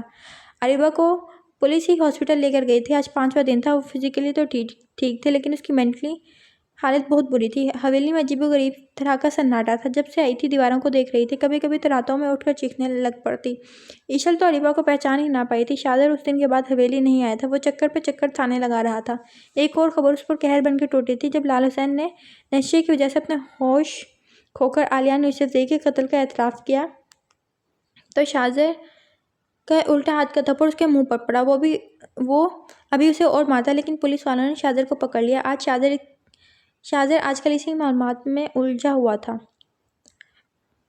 آپی پلیز میرے ساتھ بات نہ کریں، پلیز آپی، میں آپ کی چھوٹی بہن ہوں، مجھ سے باتیں کریں نا۔ انیبہ اسے باتوں پہ اکسانے کی کوشش کر رہی تھی لیکن دوسری طرف مکمل خاموشی تھی۔ انیبہ بھی ارحم کے ساتھ اریبہ کو دیکھنے آئی ہوئی تھی۔ اس کی اتنی بری حالت دیکھ کر اپنی بہن کے گلے لگ کر خوب روئی۔ وہ پہلے بالکل خاموش تھی۔ اشل بولا اپنے اللہ سے کہ مجھے معاف کر دے، لیکن انیبہ کے بہت زیادہ جھنجھوڑنے پر اس نے صرف ایک ہی بات کہی تھی۔ وہ جو باہر سے آتی اشل کے قدموں سے زمین کھینچ چکی تھی جبکہ سن تو انیبہ بھی ہو گئی تھی۔ اریبہ اس کی وہ آئیڈل بہن تھی جس نے اسے زمانے کی گرم ہوا بھی نہ لگنے دی۔ خود چھوٹا ہونے کے باوجود بھی اس کا خیال رکھا۔ وہ جتنی سخت لوگوں کے سامنے خود کو دکھاتی تھی اتنی نہیں تھی۔ زندگی کی سختیوں کو جھیل جھیل کے، بچپن سے پیار کی کمی دیکھ دیکھ کے، وہ حالات سے لڑ لڑ کر، حالات کے تھپیڑے کھا کھا کر، سختیاں برداشت کر کے حالات کے سارے رنگوں سے عیاں ہو چکی تھی اور خود کو اتنا سخت کر لیا تھا کہ کوئی اسے منہ لگانا بھی فضول سمجھتا تھا۔ اس سے اپنا ماضی زہر لگنے لگا۔ اس کے حصے میں پیار تو آیا ہی نہیں تھا۔ ہر کوئی اسے منہ پر بدتمیز کہتا تو وہ اور بدتمیزی کرتی۔ کوئی اس کو سمجھنے والا تھا ہی نہیں۔ کوئی اس کے اندر کے بچپنے کو سمجھ ہی نہیں پایا تھا۔ اس کو جو خود سے پیار نہیں تھا۔ اس نے انیبہ کی ساری زندگی کی کمیاں دور کی تھی۔ وہ بے شک اچھی بیٹی نہ تھی، اچھی لڑکی نہ تھی، لیکن وہ ایک بہن پرفیکٹ تھی۔ وہ سب کی نظروں میں بری بن جاتی تھی، اپنی بہن کے پیار کے لیے ہر حد سے گزر جاتی تھی۔ انیبہ اپنی بہن کے ویران چہرے کو دیکھ اور اس کی خالی آنکھوں کو دیکھ پرانی باتیں سوچ رہی تھی۔ اشل اسے بولے مجھے سکون نہیں آتا، میں کیا کروں؟ اشل میر، اپنے اللہ سے کہو مجھے معاف کر دے، مجھے پاک کر دے، اس کے غلیظ ہاتھوں نے مجھے گندا کر دیا۔ اپنے اللہ سے کہو نا کہ میری سانسیں لے لے پر مجھے معاف کر دے، مجھے سکون نہیں آتا، میری راتیں عذاب میں کٹتی ہیں، مجھے تمہارے اوپر کیے گئے ظلم سونے نہیں دیتے، تمہاری سسکیاں میرے کانوں میں گونجتی ہیں۔ وہ ظلم میں نے ایک ایسے شخص کے لیے کیے تھے جو کبھی میرا تھا ہی نہیں۔ دراصل میں نے ایک ایسی بت کی پوجا کی جس کو پیدا ہوتے ہی میرا نام لگا دیا گیا۔ میں کیسے اسے تمہارے ساتھ دیکھ سکتی تھی؟ ہر کسی نے مجھے ایسے ٹریٹ کیا جس سے میں اچھوت شے ہوں۔ میرے اندر کو کسی نے نہیں جانا۔ جس میں ایک بچپنا بھی تھا۔ چھوٹی سی عمر میں مجھے اس کے نام لگا دیا، میری زندگی تباہ کر دی۔ اپنے اللہ سے بولا مجھے اس بوجھ سے آزاد کر دیں۔ دوسروں کو ستانے والی آج خود موت کے دہانے پر پہنچی ہوئی تھی۔ ایشل میر قدرت کے انصاف پر حیران و پریشان تھی۔ وہ تو کسی کے اوپر حساب نہیں رکھتا، وہ اسی دنیا میں اسی زمین میں بدلہ لیتے رہتا ہے، آخرت کا تو سوال ہی پیدا نہیں ہوتا۔ ایشل جواب دینے ہی لگی تھی کہ وہ بے ہوش ہو گئی۔ انیبا نے اسے باہر جانے کا اشارہ کیا کیونکہ اس کی طبیعت 5 دنوں سے بگڑ رہی تھی۔ وہ جب سے اریبا کے پاس سے ہو کر آئی تھی تب سے اس کی سوچوں کا محور اریبا ہی تھی۔ اس میں واقعی اریبا کا اتنا زیادہ قصور نہیں تھا کیونکہ جیسے اسے ماحول ملا وہ ایسی ہی تھی۔ ماں باپ کو چاہے چھوٹی عمر میں ہی بچوں کو ایک دوسرے کے نام نہیں لگانا چاہیے کیونکہ یہ کچی عمریں ہوتی ہیں اور کچی عمروں میں عشق بڑے پکے ہوتے ہیں، اور وہ اریبا زمان کچی عمر کا عشق تھا۔ کم از کم اولاد بالغ ہو جائے تو پھر کچھ طے کیا جاتا ہے، وہ یہ سوچ رہی تھی جب شاذر یوسفزئی اس کے پاس سے گزرا۔ کہاں سے آ رہے ہیں آپ؟ یہ سوال اس نے پورے 5 دن بعد شاذر کو ان 5 دنوں میں پہلی بار دیکھنے پر کیا تھا۔ جہاں سے بھی آ رہا ہوں تمہیں مسئلہ نہیں ہونا چاہیے کیونکہ یہ کہنے کا حق تم کھو چکی ہو۔ ایشل میر خان وہ آج پہلے والے دن والا شاذر یوسفزئی لگا تھا۔ میں نے طلاق کے کاغذات بنوا لیے ہیں، بس مجھے وکیل نے دینے ہیں، تم جب چاہو گی میں سائن کر دوں گا۔ وہ شخص سنگ دلی کی انتہا میں آتا ایشل خان کے دل کے ٹکڑے ٹکڑے کر گیا۔ پر میں آپ کے ساتھ پوری زندگی گزارنا چاہتی ہوں۔ اس نے پیچھے سے اس کے بازوؤں کو پکڑا تھا۔ مجھے معاف کر دیں میں اس بدتمیزی کے لیے جو میں نے اس دن پاگل پن میں آپ سے کی۔ وہ اس کے بالکل قریب ہو کر اس کے ضبط کو آزما رہی تھی، جس کی تپش زدہ سرخ آنکھیں کئی راتوں کے جاگنے کا پتہ دے رہی تھیں۔ پلیز شاذر، میں چاہتا ہوں تمہاری طلاق والی خواہش پوری کر دوں جس کی چاہ کے لیے تم نے میری عزت نفس کو ٹھیس پہنچائی ہے۔ وہ ہلکے سے اپنے بازوؤں کو اس سے چھڑا گیا۔ نہیں، آپ میری بات سن لیں، میں آپ کے ساتھ رہنا چاہتی ہوں۔ وہ پیچھے سے آ کے اس سے زور سے لپٹ گئی۔ اب کیا چاہتی ہو؟ وہ ضبط کرتے ہو بلا۔ میں آپ کو چاہتی ہوں اور اس کے علاوہ وہ چاہتی ہوں جو آپ نہیں چاہتے۔ اس کے لفظوں کے جادو میں وہ گم ہوتا ہی کہ اس کو ایشل کی پچھلی باتیں یاد آئی تھیں۔ مجھے تنگ مت کرو، میری زندگی برباد کر دی ہے تم نے۔ جب سے میری زندگی میں آئی ہو کوئی نہ کوئی حادثہ ہو رہا ہے، خوشیاں کب سے روٹ گئی ہیں مجھ سے۔ پلیز مجھے تنگ نہ کرو، میں تھک گیا ہوں، سونے جا رہا ہوں، بخش دو مجھے۔ وہ اب تنگ کرنے پیچھے مت آنا میرے۔ وہ اسے اپنے حصار سے آزاد کرتا اس کا دل چھلنی کر کے اندر چلا گیا۔ وقت کا پہیہ گزر جاتا ہے۔ 1 مہینہ ایسے گزرا کسی کو پتہ بھی نہ چلا۔ اریبا بہت حد تک ایشل کو چینج لگی تھی۔ وہ اب نماز و قرآن ہی پڑھتی تھی کیونکہ جو زخم اس کی روح کو لگا تھا اب کبھی نہ دھلتا، لیکن اس زخم سے وہ بکھری بھی بہت تھی اور بہت زیادہ بدل بھی گئی تھی۔ لال حسین کو علیان یوسفزئی کے قتل کے بدلے پھانسی ہو گئی تھی۔ جرگے میں فیصلہ شاذر یوسفزئی نے خود لیا، جس سے گاؤں کے لوگوں کی متفقہ رائے سے لال حسین کو سزا سنائی کیونکہ اس نے اور بھی بہت سی زندگیاں خراب کی تھی۔ اریبا یوسفزئی سمیت اس نے 3 لڑکیوں کی پہلے بھی زندگی خراب کی تھی۔ زاویار میر اور میر خان دونوں ایشل میر خان کو حویلی میں لے جانے آئے تھے۔ ایشل میر خان نے اپنے دفاع اور ان کی غیرت پر بہت واویلا کیا تھا، لیکن باپ کی بے بسی اور بھائی کی محبت کے آگے ایک بہن ہو کے وہ مجبور ہو گئی۔ سارے معاملات ٹھیک ہونے کے بعد شاذر اس سے ابھی تک منہ پھیر کے بیٹھا ہوا تھا۔ وہ جہاں سے بھی گزرتا اس کو دیکھنا بھی گوارا نہ کرتا تھا۔ رات کو جلدی سو جاتا اور صبح اس کے اٹھنے سے پہلے کمرے سے نکل جاتا۔ وہ دن کا تھکا رات کو سو گیا تھا۔ ایشل میر خان اس کی نفرت سہتے سہتے تھک گئی تھی کیونکہ باپ اور بھائی کے ساتھ جانے کے بجائے بھائی کے جرم میں بے قصور ہونے کے باوجود بھی اس حویلی میں اپنی ذمہ داریاں نبھا رہی تھی۔ اپنے دشمن جاں کی بے اتنائیاں سہ رہی تھی کیونکہ اس سے محبت نہیں عشق ہوا تھا، اور اس کی ذمہ داریاں دیکھ کے وہ پریشان ہو جاتی۔ وہ اریبا کے معاملے میں بے بس تھا، اس کے سارے معاملات سنبھالے ہوئے تھے۔ ابھی بھی وہ بی جان کو کھانا دے کے میڈیسن دے کر آئی تھی۔ ہمیشہ کی طرح اسے سویا ہوا پایا، جو بلیک شلوار قمیض اور بلیک ہی شال میں کسی ریاست کا شہزادہ لگ رہا تھا۔ شال ایشل کو کوئی چٹان کی طرح لگا۔ اتنی زیادہ سردی میں بھی اس نے کمبل اوپر نہیں لیا تھا، صرف ایک شال ہی تھی جو اس کی گرد لپٹی ہوئی تھی۔ اس نے کافی کا کپ جو ہاتھ میں تھا وہ سائیڈ پر رکھا۔ وہ پیے نہ پیے پر وہ اپنا فرض نبھاتی تھی اور جھک کر مڑی اور ہمیشہ کی طرح اس کی پیشانی پر اپنا لمس چھوڑا، اور پھر کمبل اٹھا کر اس کے اوپر ڈال کر پلٹی ہی تھی کہ اس کے سفید اور گلابی پاؤں پر نظر پڑی۔ وہ وہیں بیٹھتی اس کے پاؤں پر سر رکھ کر پھوٹ پھوٹ کر رو پڑی۔ وہ اس کے پاؤں چومتی اپنا ضبط کھو بیٹھی، اپنا غبار نکالنا چاہا جو مہینے سے اس کے دل پر بنا ہوا تھا۔ یہ کیا ہو رہا ہے اور یہ کیا تماشا ہے یہ؟ شاذر یوسفزئی کی کاٹدار آواز پر وہ ڈری ضرور تھی پر اس کے پاؤں کو نہیں چھوڑا۔ اس کے پاؤں سے سر ٹکائے رو رہی تھی۔ اس نے کیسے سوچ لیا کہ شاذر یوسفزئی بد کردار ہو سکتا ہے؟ وہ تو گاؤں والوں کے لیے صاف ستھرے اور شفاف دل کا مالک ان کا خان تھا، پھر وہ کیسے بد کردار ہو سکتا تھا؟ شرمندگی ندامت سے بس اس کے پاؤں کو چومتی روتی جا رہی تھی۔ اس نے صبح سے پکا ارادہ کر لیا تھا کہ اس کی زندگی سے نکل جائے گی۔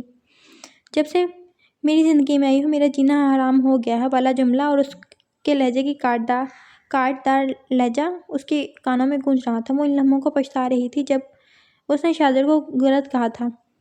کچھ لمحے بڑے بے اختیاری کے ہوتے ہیں اور ان بے اختیار لمحوں میں بہت بڑی غلطیاں ہو جاتی ہیں۔ شاہزادے کو چھوڑنا اس کے لیے سہانے رو تھا۔ وہ پیشانی اس کے پیروں سے ٹکائے ہوئے بس روئی ہی جا رہی تھی۔ وہ دونوں پاؤں اس کے ہاتھوں سے پھسل کر اس کی پہنچ سے دور ہوئے۔ اس نے سر اٹھا کر دیکھا، شاہزادہ نہ صرف جاگ چکا تھا بلکہ اٹھ کر بھی بیٹھ گیا۔ کچھ دیر اس کی طرف تیکھی نظروں سے دیکھنے کے بعد اٹھ کر چلتا ہوا کھڑکی کے سامنے جا کھڑا ہوا۔ ایشل نے جب اسے وہاں سے اٹھ کر کھڑکی کے پاس جاتا دیکھا تو اپنا چہرہ ہاتھوں سے صاف کر کے ایک امید کا دیا لے آہستہ آہستہ اس کے پیچھے جا کھڑی ہوئی۔ میں آپ کی معافی کے لائق تو نہیں ہوں شاہ، لیکن اس حویلی سے جانے سے پہلے اپنے دل پہ کوئی بھی بوجھ لے کر نہیں جانا چاہتی۔ مجھے یقین ہے آپ کا دل اور ظرف بہت بڑا ہے، مجھے معاف کر دیں گے۔ آپ نے مجھے معاف کر دیا تو میں آسانی سے اس حویلی سے جا پاؤں گی، کیونکہ اپنے ضمیر سے رہا ہو کر یہاں سے جانا چاہتی ہوں۔ میرے جانے کے بعد بی جان کی خواہش پوری کر دیجیے گا اور اربا سے شادی کر لیجیے گا۔ یہ لفظ ایشل کہہ تو آسانی سے رہی تھی، لیکن وہ کس دل سے کہہ رہی تھی ایشل کا دل اور خدا جانتا تھا۔ اور کہاں جاؤ گی تم؟ وہ کھڑکی کی طرف دیکھتا ہوا بولا۔ اپنے بابا کے گھر جانا چاہتی ہوں اور آپ کی زندگی سے چلی جانا چاہتی ہوں، جہاں میرا سایہ بھی آپ پہ نہ پڑے، اور میں چاہتی ہوں آپ جو بہترین لمحے میرے ساتھ نہ دیکھ سکے وہ آپ اربا کے ساتھ دیکھ لیں۔ آپ مجھے اس الجھن بھرے رشتے سے آزاد اور خوشیوں بھری زندگی گزاریں۔ اپنے ہاتھوں کی انگلیوں کو مروڑتے نظریں جھکاتے بات کو ختم کرتے ہوئے بولی۔ وہ شاہزادے کی پہنچ سے دور جانا چاہتی تھی اور اس بات کا پکا ارادہ شاہزادے سے دوپہر والی تلخ کلامی کے بعد کیا تھا، کیونکہ اس نے شاہزادے کو سوائے پریشانیوں اور دکھوں کے کچھ نہ دیا تھا۔ معافی کس بات کی؟ وہ اس پر نگاہ ڈالتے ہوئے بولا، جو سرخ کڑائی کی شال میں تھی۔ ریڈ شال کی وجہ سے اس کا چہرہ دمک رہا تھا۔ جو نظریں جھکائے اپنی اصلاح دے رہی تھی، ایک بھرپور نظر اس پر ڈالتے ہوئے دوبارہ اس پر اپنی نظریں باہر جما گیا۔ مختصر سے سوال کرنے کے بعد اس کے جواب کا منتظر ہوا تھا۔ آپ کو بہت زیادہ غلط سمجھنے کی، آپ کو بد کردار کہنے کی، آپ پہ شک کرنے کی، جبکہ آپ مجھے یہاں اس حویلی کے عطاب سے بچا کر شہر لے کر گئے تھے، اور اس کے باوجود آپ پر تہمت لگانے کی۔ میری اوقات تو بنی میں کے بعد بالکل ہی گر گئی تھی۔ اب مجھے یہاں سے لے کر گئے تھے، مجھے عرش پر بٹھایا تھا، اس کے باوجود میں آپ سے بدتمیزی کر گئی، لیکن آپ کی نفرت اپنی جگہ ٹھیک ہے، وہ آپ کا حق ہے۔ یہ بات یاد کرتے ہوئے وہ ضبط کی انتہا پر تھی۔ کب سے جانا ہے تم نے بابا کے گھر؟ گویا وہ کہہ رہا ہو، راستہ ہے، چلی جاؤ۔ کل صبح چلی جاؤں گی۔ اتنی جلدی کیوں؟ میری شادی کروا کر جانا۔ تھوڑے دن اور حویلی میں رہ لو، میں شادی کا انتظام کرتا ہوں۔ ایشل کو لگا وہ سچ میں شادی کر لے گا، کیونکہ جس طرح اس کے کہنے کا انداز تھا وہ بہت تلخی لیے ہوئے تھا۔ نہیں، آپ شادی کر لیں، مجھ میں اتنی ہمت نہیں ہے۔ وہ یہ کہتے پھوٹ پھوٹ کر رونے لگی۔ اب کیا ہوا؟ جب ہمت نہیں ہے میری دوسری شادی کے تو اتنے بڑے دعوے کیوں کر رہی ہے؟ وہ کھڑکی کے پاس سے چلتا ہوا پھر سے بیڈ پر آ کر بیٹھ گیا۔ ادھر آؤ، وہ اسے بیڈ پر بلاتا ہوا بولا تو وہ ہلکے سے چلتی ہوئی اسے کچھ دور بیڈ کے کنارے پر جا بیٹھی تھی۔ معافی تو ایسے مانگ رہی تھی جیسے مجھ پہ اپنا آپ فاڑنے کو تیار تھی۔ وہ اس کے دور بیٹھنے پر اور زیادہ خفا ہوا تھا۔ وہ بات تو اسی سے کر رہا تھا، لیکن نظریں سامنے فانوس پر جمی ہوئی تھیں، جبکہ ایشل اس کی بات سنتے ہی اس کے قریب ہو گئے تھے۔ ایشل نے نظریں اٹھا کر اس کے چہرے پر سرد مہری والے تاثرات دیکھے جو ابھی بھی باقی تھے، اور ایشل نے بغیر سوچے سمجھے اس کے گرد بازو مائل کیا اور تھوڑا سا اوپر ہو کر اس کے گال پر پیار کیا، اور پھر شرما کر پیشانی اس کے گال سے ٹکا دی، جبکہ شاہزادہ اس کے اس قدم سے تھوڑا شاک ہوا تھا جو آج اس کو حیران کرنے پر تلی تھی۔ اس سے پہلے اس کے اقدامات پر کوئی جوابی کارروائی کرتا وہ سر اس کے سینے پر ٹکا گئی۔ یہاں بھی کر لیا ہے، یہاں بھی روز کرتی ہو، اب یہی جگہ رہ گئی۔ اپنے ہاتھ سے اس کی تھوڑی اوپر کرتے اپنے لبوں پر ہاتھ رکھتے ہوئے بولا۔ لہجہ خاصا معنی خیز تھا، جبکہ اس کی اس بات پر اس کے ہاتھوں سے طوطے مینے سب کچھ اڑ گئے اور اس کا خون سمٹ کر چہرے پر آ گیا۔ وہ تو سمجھتی تھی کہ وہ سویا ہوا ہوتا تب وہ اس کے ماتھے پر پیار کرتی، لیکن وہ بے خبری میں ماری گئی۔ جی نہیں، میں نے آپ کو کبھی پیار نہیں کیا۔ وہ اس کے سینے سے سر نکال کر اپنا دھواں دار چہرہ لیتی پیچھے ہوئی۔ چور کی داڑھی میں تنکا۔ اور ایک بات اور، ہر چور تھوڑی کہتا ہے کہ میں نے چوری کی ہے۔ ظاہر ہے تم اس حویلی سے جا رہی ہو دو چیزیں چرا کر تو پکا جا رہی ہو۔ اس کی کڑی سزا ملے گی تمہیں۔ بکور اس کے انار جیسے چہرے کو دیکھتے ہوئے بول گیا۔ میں نے آپ کا کچھ نہیں چرایا، سچی بات ہے، آپ بے شک دیکھ لیں۔ وہ پھر سے اس کا سنجیدہ ہوتا چہرہ دیکھ کر بولی، کچھ آنسو پھر سے باغی ہوئے کیونکہ اس نے سمجھا تھا شاذر اس سے راضی ہو گیا ہے۔ ٹھیک ہے، اگر اتنا سچ ہے تو لاؤ الماری میں سے بیگ جب میں نے خود تمہیں چوری کرتے دیکھا تھا، پھر بھی تم صاف مکر رہی ہو۔ اس کا لہجہ پتھریلا تھا اور اس کی آواز سے اپنے حواس میں واپس لوٹی تھی۔ جاؤ لے کر آؤ بیگ۔ وہ اس کو اور اس کے آنسوں کو دیکھتا ہوا اپنے تاثرات مزید سخت کرتے ہوئے بولا۔ وہ الماری میں سے بیگ لے کر آئی، اس کے سامنے رکھ دیا۔ شاذر نے بیگ کھولا، بیگ کی تلاشی لینے لگا۔ اس کے کپڑوں کے نیچے سے اپنی بلیک شال نکالی تھی۔ یہ کیا ہے؟ سوالیہ نظریں اس کے چہرے پر ٹکائی۔ یہ میں نے اس لیے رکھی تھی کہ مجھے آپ کی یاد کم آئے، اور اس شال میں آپ مجھے اپنے دل کے قریب اور اپنے شاہ لگتے ہیں۔ اپنی صفائی دیتی ہوئے بولی کہ کہیں وہ سچ میں اسے چور نہ سمجھ لے۔ لہجہ روندا ہوا تھا، جبکہ شاذر کو اس کے شاہ کہنے پر بہت زیادہ پیار آیا تھا۔ اس کا دل کیا وہ اسے دل کے کسی خانے میں چھپا لے۔ وہ اپنی صفائی دیتے ہوئے اس کے دل میں اتری جا رہی تھی۔ اسے تو خبر ہی نہ تھی، لیکن وہ بے خبری میں بھی اس کے دل کے تاروں کو چھیڑ رہی تھی۔ آپ بے شک سارا بیگ دیکھ لیں، میں نے کچھ نہیں چرایا۔ وہ اس کا انداز پھر سے وضاحت میں بدلا ہوا تھا۔ شاذر نے اسے ایک جھٹکا دیا جس کے بنا پر وہ اس کی گود میں گری تھی۔ نہ تم نے چرایا ہے یہ، وہ اپنے دل کی طرف اشارہ کرتے ہوئے بولا، یہ دل چرا کر اور میری سب سے قیمتی چیز چرا کر چلاک چورنی کہہ رہی ہے کہ میں نے کچھ نہیں چرایا۔ وہ اپنی ناک اس کی ناک سے مس کرتے ہوئے بولا، جس نے اپنی سانس تک روک لی تھی، اور اس سزا کے بدلے تمہیں ساری زندگی اس گاؤں کے سردار شاذر یوسفزئی کی قید میں رہنا پڑے گا۔ اس کی میٹھی سی سزا سنتے ہی عشل کے دل میں ڈھیرا سکون اترا۔ وہ اپنی معافی پر اس کا شکر ادا کر نہیں پاتی کہ اس کی میٹھی سی جسارت پر چند لمحے تو ساکت ہو گئی۔ وہ اپنی شال وہاں سے اٹھاتا جس کو عشل نے بیگ میں رکھا ہوتا، اس کو اور خود کو اس میں چھپا گیا۔ وہ بابا نے آپ سے کوئی بات کی؟ وہ اچھا بھلا اس کی قربت میں گم ہو پاتا کہ اس کی آواز سنتا شال ہٹا گیا۔ اریبہ کے متعلق بات سنتا وہ سنجیدہ ہو گیا تھا۔ ہاں کی تھی انہوں نے بات، وہ اریبہ کا رشتہ زاویار کے لیے مانگ رہے ہیں۔ انہوں نے کافی دن پہلے مجھ سے بات کی تھی کہ ہم کب رشتہ پکا کر کے جائیں گے۔ میں نے انہیں روک دیا کہ اریبہ کی طبیعت ٹھیک نہیں ہے، لیکن آج پھر انہوں نے کال کر کے کہا تھا کہ ہم کل رشتہ پکا کر کے جائیں گے اور کچھ دنوں میں سادگی سے نکاح رکھ لیں گے۔ میں تو یہی چاہتا ہوں۔ وہ اس کے چہرے پر نظریں ٹکائے ہوئے بولا، اور تم کیا چاہتی ہو؟ میں بھی یہی چاہتی ہوں، اریبہ خوشیوں بھری زندگی گزارے، اور زاویہ بھائی مجھے اریبہ کے لیے پرفیکٹ لگے کیونکہ وہ کافی میچور ہے۔ وہ اسے اپنا ارادہ بتاتے ہوئے بولی، ویسے تم کافی چالاک ہو بیوی۔ ادھر تم نے اپنے بھائی کے لیے اریبہ کی بات کر لی، اور آج تم نے مجھے جس طرح اریبہ کی بات کر کے ایموشنل کیا۔ حالانکہ تم جانتی ہو میں اس کے بارے میں ایسا ویسا نہیں سوچتا، لیکن سچ میں نے پورا طے کر لیا تھا کہ میں شادی کر لوں گا۔ اس کی آنکھوں میں واضح دیکھ چکی تھی وہ۔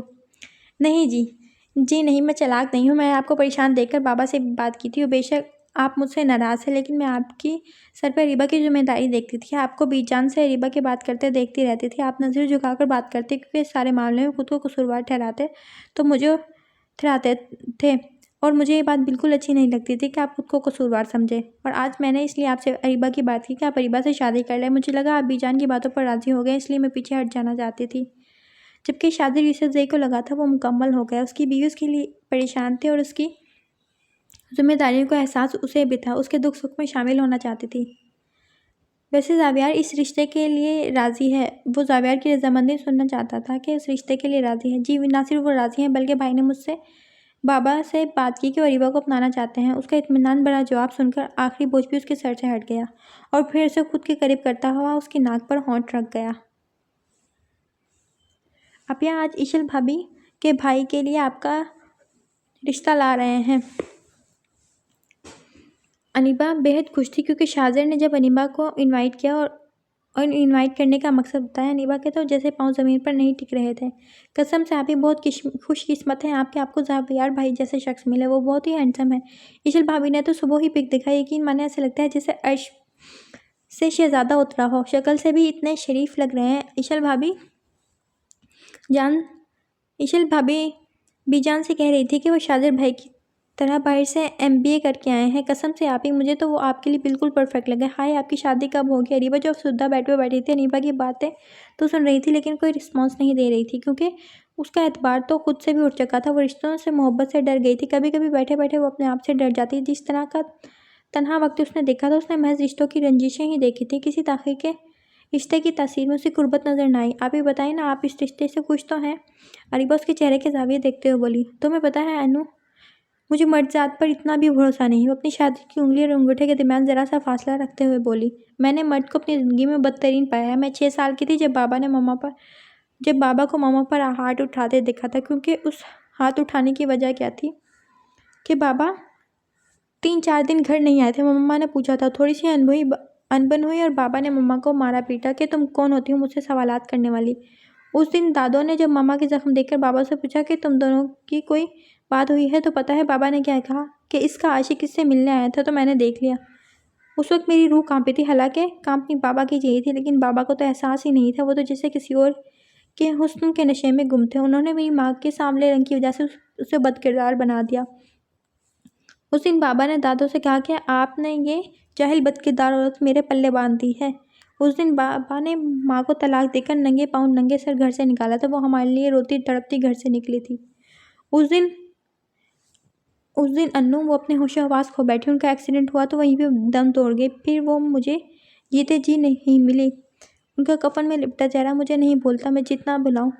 جب اس گھر واپس آئی اس دن میں نے صرف اپنی ماں نہیں کھو دی، اس دن میں نے اپنی زندگی کھو دی۔ اس دن تو میری ماں کی زندگی کا چیپٹر بند ہو گیا، لیکن میری زندگی میں نیا چیپٹر کھلا ہوا تھا۔ دادو بی جان سمجھتی تھی مجھے کچھ نہیں پتا، لیکن یہ انکشافات مجھے جینے ہی نہیں دیتا۔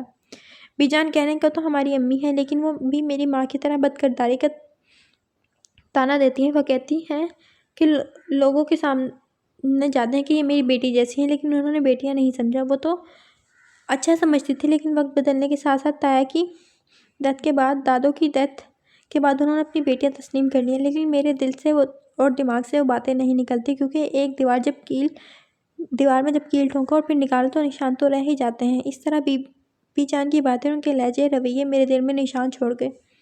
میں چاہ کر بھی کسی کے ساتھ ٹھیک نہیں ہو پاتی۔ اتنا سب ہونے کے بعد بی جان کہہ رہی ہیں کہ شادی کر لو۔ جو ظلم میری ماں نے بے قصور ہو کر بھی سہے تھے، لوگوں کی نظروں میں وہ بد کردار تھی اور میں داغدار ہوں۔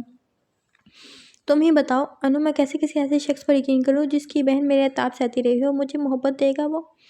انو، جس دن میں داغدار ہوئی اس دن مجھے ہوش نہیں تھا۔ اس دن بی جان کی نوکروں کی اور بہت سے لوگوں کی آنکھوں میں ترہم اور نفرت کے ملے جلے تاثرات تھے۔ کسی کی آنکھوں میں اپنے لیے محبت نہیں دیکھی، صرف ایک تم تھی جس کی آنکھوں میں میرے لیے عقیدت تھی۔ میں ایشل کے لیے بری ہوں، میں بی جان کے لیے بری تھی، میں شاذر کے لیے بری تھی، میں نوکروں کے لیے بری تھی، تو کسی کی آنکھوں میں میرے لیے محبت کیسے ہوتی؟ اور ایشل کا بھائی میرے ساتھ مخلص ہو سکتا ہے؟ جب میرے بچپن کے منگیتر نے مجھے پسند نہیں کیا تو وہ کیسے ایک داغدار لڑکی کو اپنا سکتا ہے؟ آپ ہی بس، اب آپ نے خود کو داغدار کہا تو پکا ناراض ہو جاؤں گی۔ انیبا پہلے ہی بمشکل اپنے آنسو پینے کی کوشش کر رہی تھی۔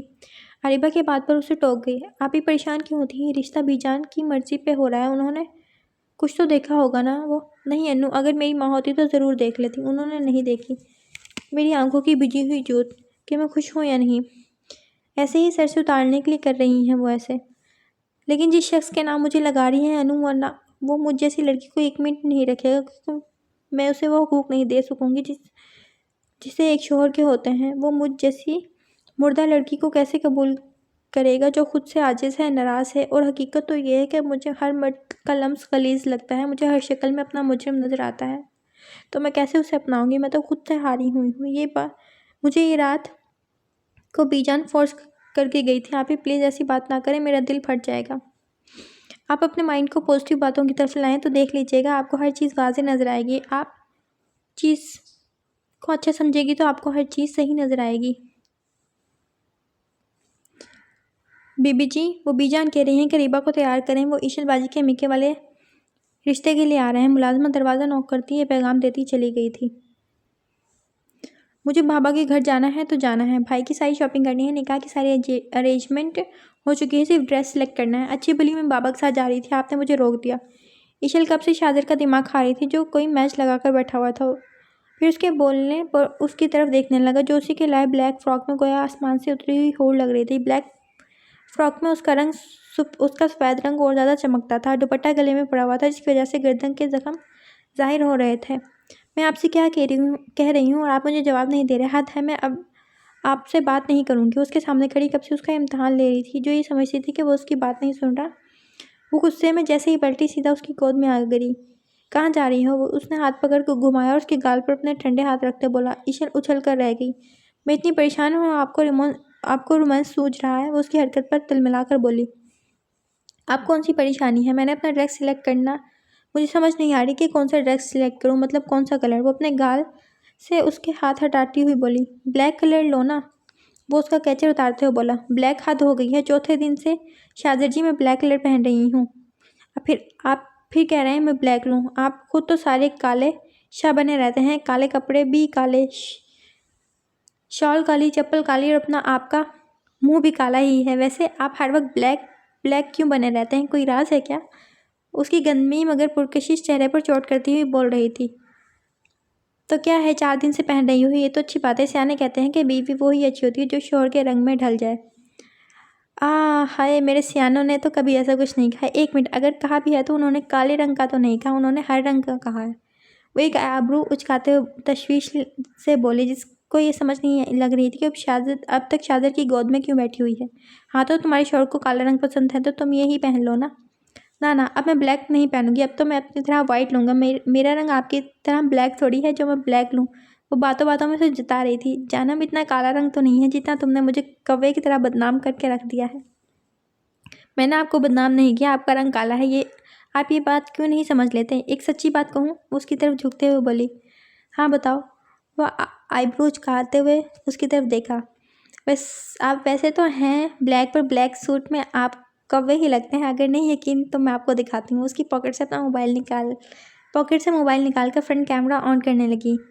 اس کو کلر دکھایا، جس کی طرف دیکھا ہی کہ شان نے جب اسے ایسے دیکھا کہ وہ اس کی گود میں اس کے بہت قریب بیٹھی ہوئی ہے، وہ اسے اپنے اور قریب کرتا، اپنے اور اس کے درمیان ذرا سا فاصلہ مٹاتے اپنا جنون اس میں اڈیلا۔ جبکہ ایشل کی تو سانسیں بند ہونے لگی تھی، وہ اپنا آپ اسے چھڑانے کی کوشش کرنے لگی، لیکن اس کی سخت گرفت سے خود کو چھڑا نہ سکی۔ وہ اس کی مضبوط گرفت پر پھڑپھڑا کر رہ گئی۔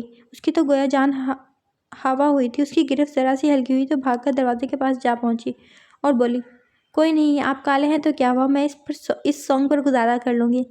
کالا شاہ کالا۔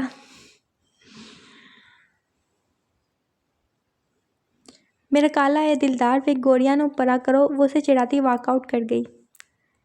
آخر اریبہ زمان پہ وہ وقت آ گیا۔ وہ بہت گھبرائی ہوئی تھی جب نکاح خوان رجسٹر لے کر آیا تھا۔ اریبہ زمان بنت زمان، آپ کو 10 لاکھ حق مہر کے عوض زاویار میر بن میر علی خان سے یہ نکاح قبول ہے؟ اس کی ساری حسیں مر چکی تھی، وہ بول نہیں پا رہی تھی۔ مولوی کے 3 بار پوچھنے پر بھی نہ بولی تو مولوی نے پھر سے الفاظ دہرائے۔ اریبہ زمان بنت زمان، آپ کو 10 لاکھ حق مہر کے عوض زاویار میر بن میر علی خان سے یہ نکاح قبول ہے؟ جی قبول ہے۔ وہ کانپتے ہاتھوں اور کانپتے وجود سے بی جان کے ہاتھوں پر دباؤ پہ وہ اپنا آپ ایک اجنبی کے نام لگا چکی تھی۔ رخصتی کا وقت آیا، اس کا دل تو جیسے ماتم کرنے پر آیا تھا۔ اس حویلی کو چھوڑنے پر اس کا دل نہیں تھا۔ اس نے جیسا بھی وقت گزارا ہو، اچھا ہو برا، لیکن گزارا تھا۔ اچھی یادیں بھی لے کر جا رہی تھی اور بری بھی۔ پہلے نیپا کے گلے رکھ کر ویسی روئی کہ بمشکل ایشل نے اسے علیحدہ کروایا۔ اب ایشل کے گلے لگنے کے بعد بی جان نے اسے خود گلے لگایا تھا۔ ماں نہیں ہوں تمہاری، لیکن پھر بھی میرا دل پھٹ رہا ہے۔ ہو سکے تو میری غلطیوں پر معاف کر کے جانا۔ میری دعا ہے کہ ایک اچھا وقت تمہارا منتظر ہو۔ شاہزادے نے آخر میں سر پر ہاتھ پھیرا تھا۔ اپنے دل میں 1000 وسوسے رکھے وہ شاہزر کے سنگ رخصت ہو گئی تھی۔ دیکھو ویگو آگے رواں دواں تھی۔ زاویار میر خان آگے ڈرائیو کر رہا تھا۔ وہ جالی دار گھونگھر سے بغور اس کو دیکھ رہی تھی۔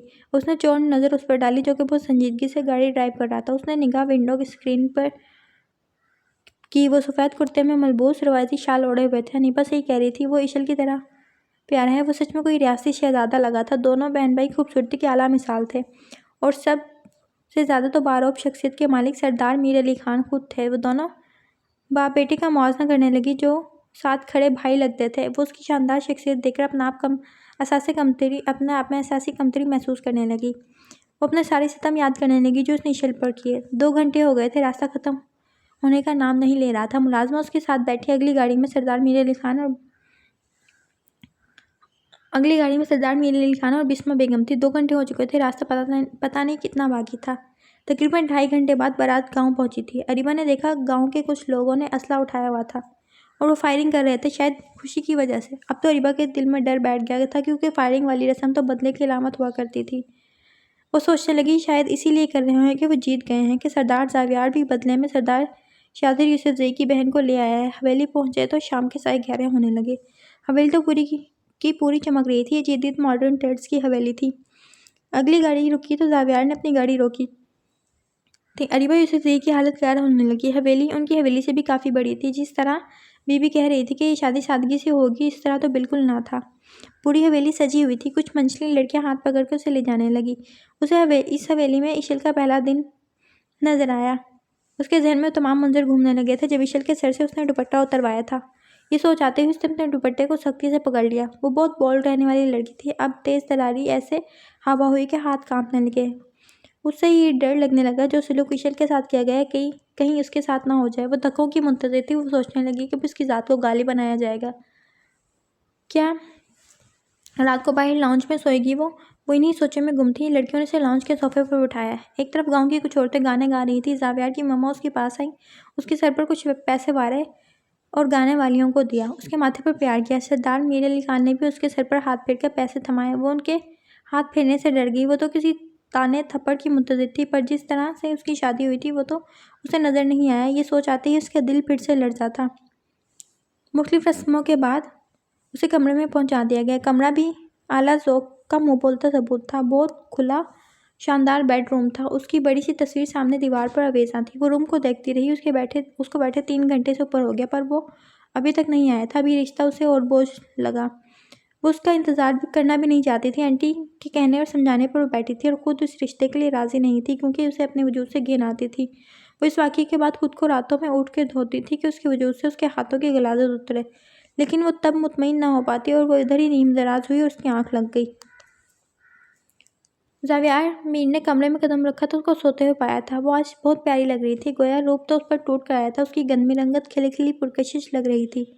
دوپٹہ دبائے اپنے ہاتھوں میں زور سے بھینچا ہوا تھا۔ جب ہر الزامات سے بری ہونے کے بعد آج وہ عشل سے ملنے گیا تو اسے سیڑھیوں پر بیٹھی یہ لڑکی نظر آئی تھی۔ اس لڑکی کی آنکھوں میں اتنا درد تھا، زاویار میر علی خان ساکت رہ گیا تھا۔ اسے لگا تھا ان کی ملازمہ ہوگی، کیونکہ وہ لڑکی جو بھی تھی بہت بکھرے حلیے میں اپنے آپ سے بے نیاز بیٹھی تھی۔ عشل کے کہنے پر پتہ چلا کہ وہ شاذر کی کزن ہے۔ عشل نے اس کی حقیقت بتائی۔ وہ کچھ کہنے کے قابل نہ ہوا۔ پھر اسی کی خواہش پر عشا حویلی لے جایا گیا تھا۔ کچھ دیر اس کو دیکھتا رہا، لیکن پھر لباس چینج کرنے چلا گیا۔ چینج کر کے آیا تو وہ ویسے ہی سو رہی تھی۔ اس کے پاس جا کے بیٹھ کے فرصت سے دیکھنے لگا، جو کہ ٹانگیں سمیٹ کے سوئی ہوئی تھی۔ تھوڑی دیر اس کو تکتے رہنے کے بعد اس نے آگے بڑھ کے اس کے دوپٹے کو ہاتھ کی قید سے آزاد کروانا چاہا کہ وہ آرام سے سو سکے۔ پھر پتہ نہیں کیسے اریبہ کی آنکھ کھل گئی۔ اپنے سامنے لمبے چوڑے وجود کو دیکھ کر اس کے منہ سے ایک چیخ نکلی۔ پھر نہ ختم ہونے والی چیخوں کا سلسلہ شروع ہو چکا تھا۔ رات کے گہرے سناٹے اس کی چیخ اتنی اونچی تھی کہ حویلی کے مالک کے نوکر بھی جاگ گئے۔ زاویار میر علی خان مضبوط اعصاب کا مالک تھا اور بہت قوت برداشت حوصلہ رکھنے والا انسان تھا۔ کچھ ہی پل میں اس کے بالوں کی خوبصورت سٹائل کا حشر ہو چکا تھا۔ بالوں میں لگے پھول پتی پتی ہو گئے بیڈ پر اور کچھ اس کے لہنگے پر پڑے تھے۔ لپسٹک پھیل چکی تھی۔ مسکارا اور آئی شیڈ کا حشر نشر ہو چکا تھا۔ پورے میک اپ کا حال بہت خراب تھا۔ وہ بہت نفیس طریقے سے کیا گیا تھا۔ دوپٹہ اتر کر بیڈ سے نیچے پڑا ہوا تھا۔ وہ ایسے بالوں کو کھینچ رہی تھی، زاویار کو سمجھ نہیں آ رہی تھی وہ کیا کرے۔ پھر ایک دم اس کے قریب ہوتا اپنا ہاتھ سختی سے اس پر جما گیا۔ باہر دروازہ زور زور سے بجایا جا رہا تھا۔ کیا ہوا ہے بیٹا؟ باہر سے بسمہ بیگم اور میر علی خان کی بہت گھبرائی ہوئی آواز آئی۔ کچھ نہیں ہوا، یہ محترمہ چپکلی دیکھ کر ڈر گئی ہیں۔ زاویار نے ان کو کسی طریقے سے بھی مطمئن کر کے بھیجا تھا۔ وہ نہیں چاہتا تھا کوئی اسے اس حلیے میں دیکھے۔ وہ اپنے ہاتھوں سے اس کا ہاتھ ہٹانے لگی، جس کا چہرہ دروازے کی طرف تھا۔ خاموش ہو جاؤ، میں ہاتھ ہٹانے لگا ہوں، آپ کی آواز نہیں آنی چاہیے مجھے۔ وہ اپنے لہجے کو حد المقدر نرم رکھنے کی کوشش کرتا ہوا بولا۔ اس کے ایک ہاتھ اس کی کمر کے گرد لپٹا اور دوسرا اس کے منہ پر جما ہوا تھا۔ اس کی ذرا سی قربت پر اس کے چہرے پر ہوائیاں اڑ رہی تھیں، اس کے پرفیوم کی خوشبو، اس کا آہستہ مگر سخت سا لہجہ۔ وہ بالکل سہم کر رہ گئی۔ سرخ آنکھوں سے وہ اس کو دیکھنے لگی۔ زاویار نے بھی ایک نگاہ اس پر ڈالی جو بغیر دوپٹے کے بکھرے حلیے میں اس کے قریب کھڑی تھی۔ اس کے ہلکے سے گہرے گلے کو دیکھتا اپنی نگاہیں پھیر کے اٹھ کھڑا ہوا۔ مکمل حقوق رکھنے کے باوجود بھی اس نے اسے نہیں چھوا تھا۔ نیچے زمین پر پڑا دوپٹہ اپنی ناقدری کو رو رہا تھا۔ اس نے دوپٹہ اٹھا کر اسے پکڑایا جو اپنی سانسیں درست کرنے کی کوششوں میں تھی۔ اٹھ کر اپنا حلیہ درست کریں، یہ نہ ہو آپ کو پھر سے دورہ پڑ جائے اور اب کی بار پورا گاؤں اٹھ کر آ جائے۔ میرے ماں باپ تو مجھ سے مطمئن ہو گئے، گاؤں والوں کو تو یہ سمجھانا ہے کہ میری نیت میں کوئی فالٹ نہیں تھا۔ پھر میں کس کس کو صفائیاں دیتا پھروں گا؟ انہوں نے ڈنڈے سے میرا بھڑکس نکال دینا ہے۔ اس کی طنز بھری آواز پر جی بھر کے وہ شرمندہ ہوئی اور واش روم میں چلی گئی۔ پیچھے زاویار صوفے پر لیٹ گیا۔ تقریباً 10 منٹ بعد ہلکے اسکائی بلو کلر کے سوٹ میں باہر نکلی۔ اوپر بلیک رنگ کی شال لی ہوئی تھی۔ اس نے زاویار کی طرف دیکھا جو اسی کی طرف دیکھ رہا تھا۔ اسے ایسا لگا جیسے کہہ رہا ہو آپ خوش مجھے یہاں بیٹھا دیکھ کر؟ آپ بیڈ پر سو جائیں، آپ صوفے پر انکمفرٹیبل ہوں گے۔ میں صوفے پر سو جاؤں گی۔ وہ اپنی نگاہیں جھکا کر بڑی مشکل سے ہمت کر کے بولی، شکر ہے آپ کو چیخوں کے علاوہ بولنا بھی آتا ہے۔ آپ بیڈ پر سو جائیں۔ وہ اس کی بات کاٹ کر بولی، ہاں تاکہ میرے سسرالی کل بندوقیں لے کر پہنچ جائے کہ آپ کی ہمت کیسے ہوئی ہماری بیٹی کے بیڈ پر سونے کی۔ اس سے کچھ دیر پہلے ہونے والی چیخوں پہ تانے دے رہا تھا۔ اس کے طنز پہ اس کا چہرہ لال ہوا تھا۔ اس کو شرمندہ دیکھ کر اس کو کچھ یاد آیا تھا۔ یہ لے جائیں آپ کی امانت۔ وہ پاکٹ سے منہ دکائی نکالتے ہوئے بولا۔ اریبہ تو اس کے ایسا کرنے پر پریشان سی کھڑی اس کو دیکھنے لگی۔ قسم سے ایسے نہ دیکھیں، میں ضرور آپ کے پاس آ کے آپ کو یہ رہنمائی کا تحفہ دیتا، پر آپ کے اگلے رد عمل سے رک جاتا ہوں کہ کہیں پھر سے آپ کی چیخیں میرے گاؤں والوں کو پریشان نہ کر دیں۔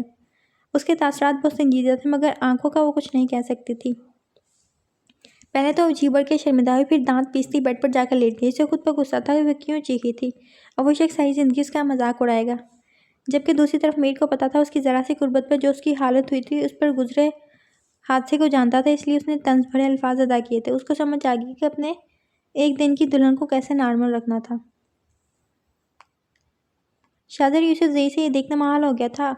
اگر ایشل کو سگے ماں باپ اسے اس حالت میں دیکھ لیتے تو پہچان زاویار کی صبح آنکھ کھلی۔ اسے ہلکی ہلکی تھکن محسوس ہونے لگی۔ رات بھر صوفے پر لیٹے رہنے کی وجہ سے تھک گیا تھا۔ صوفہ اتنا چھوٹا تو نہیں تھا لیکن اس جتنا بڑا بھی نہیں تھا۔ وہ رات کو بڑی مشکل سے سویا تھا۔ وہ آنکھیں مسل کر اٹھا تو بیڈ پر بیٹھی سورہ رحمان کی بما ترجمہ تلاوت کر رہی تھی۔ اس نے ٹائم دیکھا تو 5:30 ہو رہے تھے۔ وہ جلدی سے چپل پہنتا واش روم گیا۔ 5 منٹ میں وضو کیا، مصلی بچھا کر نماز پڑھنے لگا۔ اریبہ نے نظر اٹھا کر اسے دیکھا جو نماز پڑھتے ہوئے بہت پیارا لگ رہا تھا۔ تھوڑی دیر بعد جب وہ نماز پڑھ کر پلٹا اور اسے دیکھا جو اب آہستہ بڑھ رہی تھی لیکن اس کی آنکھوں سے آنسوؤں کی جھڑی بہہ رہی تھی۔ اس کے آنسو دیکھ کر وہ ساکت رہ گئے۔ ایک ہاتھ سے منہ صاف کرتے پھر پڑھتے پڑھتے رو پڑتی۔ اس کو تقریباً 5 منٹ کھڑے دیکھتا رہا جس کو روتے روتے غشی سی پڑ جاتی ہے۔ وہ حیران ہوا کہ ماجرا کیا ہے۔ وہ کھنکھارا تو اریبہ ایک دم آنسو پوچھنے لگی۔ وہ پھر قرآن پاک پر غلاف چڑھا کر عقیدت سے چوم کر آنکھوں سے لگا کر اٹھنے لگی تھی۔ آپ میرے کپڑے پریس کر دیں گی آج ولیمہ کی تقریب کے لیے؟ وہ ادھر ادھر دیکھنے لگی۔ آپ کے علاوہ اس روم میں کون ہے وائفی؟ وہ سوالی نظروں سے دیکھتے اس کی جانب دیکھ کر کہنے لگا، میں کروں؟ اریبہ نے حیرت سے انگلی اپنی طرف کر کے کہا، جی آپ صحیح کہا ہے، بیوی شوہر کے کام کرتی ہیں۔ کیا میں آپ کو عجائب گھر کا نمونہ نظر آتا ہوں جو آپ اتنی حیرت سے میری طرف دیکھ رہی ہیں؟ جی اس کے سوالوں سے خجل ہوتی وہ مشکل بولی، مطلب میں عجائب گھر کا نمونہ ہوں؟ وہ آئیبرو جھکا کر اب کی بار حیرت سے پوچھا گیا، جیسے یقین نہ کر پا رہا ہو کہ اریبہ اسے واقعی عجائب گھر کا نمونہ سمجھتی ہے۔ نہیں میرا وہ مطلب نہیں تھا، آپ کپڑے دے دیں میں آپ کو پریس کر دوں گی۔ اس کے سوالوں سے بچتی جلدی جلدی کہنے لگی کہ پھر سے اس کی بات کا مذاق نہ بنا لیں۔ اچھا چلیں پھر اٹھ کر پریس کر دیں، مجھے الماری میں ہے میرے کپڑے، وائٹ کلر کا کرتا کرنا ہے۔ وہ حیران ہوئی، یہ بندہ اسے سمجھ سے باہر لگ رہا تھا کیونکہ ابھی 6:30 بج رہے تھے اور اسے کپڑے پریس کرنے کا کہہ رہا تھا۔ وہ اٹھی، قرآن پاک اپنی جگہ پر رکھا اور الماری سے اس کے کپڑے لے کر استری اسٹینڈ پر لے آئی اور استری کرنے لگی۔ حد ہے، ملازمہ بھی تو ہے نا، بالکل ہلکی سی آواز میں بولی۔ ہے تو صحیح لیکن آپ کی طرح نہیں ہے نا، اس لیے آپ سے کہا تھا۔ ایک دم سے پلٹی اور دڑ کر پیچھے ہوئی کیونکہ اس کے پیچھے کھڑا تھا۔ زاویار ایک قدم آگے ہوا تو استری اسٹینڈ سے لگ کر کھڑی ہو گئی۔ زاویار نے ایک دم اس کا گھبرا کر پلٹنا اور پیچھے ہونا محسوس کیا تھا۔ ایک قدم پھر آگے ہوا، اس بار وہ پیچھے ہوئی، ساتھ ہی چیخی تھی، چپ، ایک دم چپ۔ وہ اس کی طرح منہ پر ہاتھ ٹکا گیا۔ آپ بار بار چیخ کر کیا ثابت کرنا چاہتی ہیں کہ میں آپ کے ساتھ زبردستی کر رہا ہوں؟ حد ہو گئی ہے محترمہ، آپ میرا تماشا بنوانا چاہتی ہیں؟ اب وہ سچ مچ میں اپنا ضبط کھو بیٹھا۔ وہ زاروں قطار روئی جا رہی تھی۔ وہ ہوں ہاں کی آوازیں نکالتی رہی لیکن تب بھی اس نے نہیں چھوڑا۔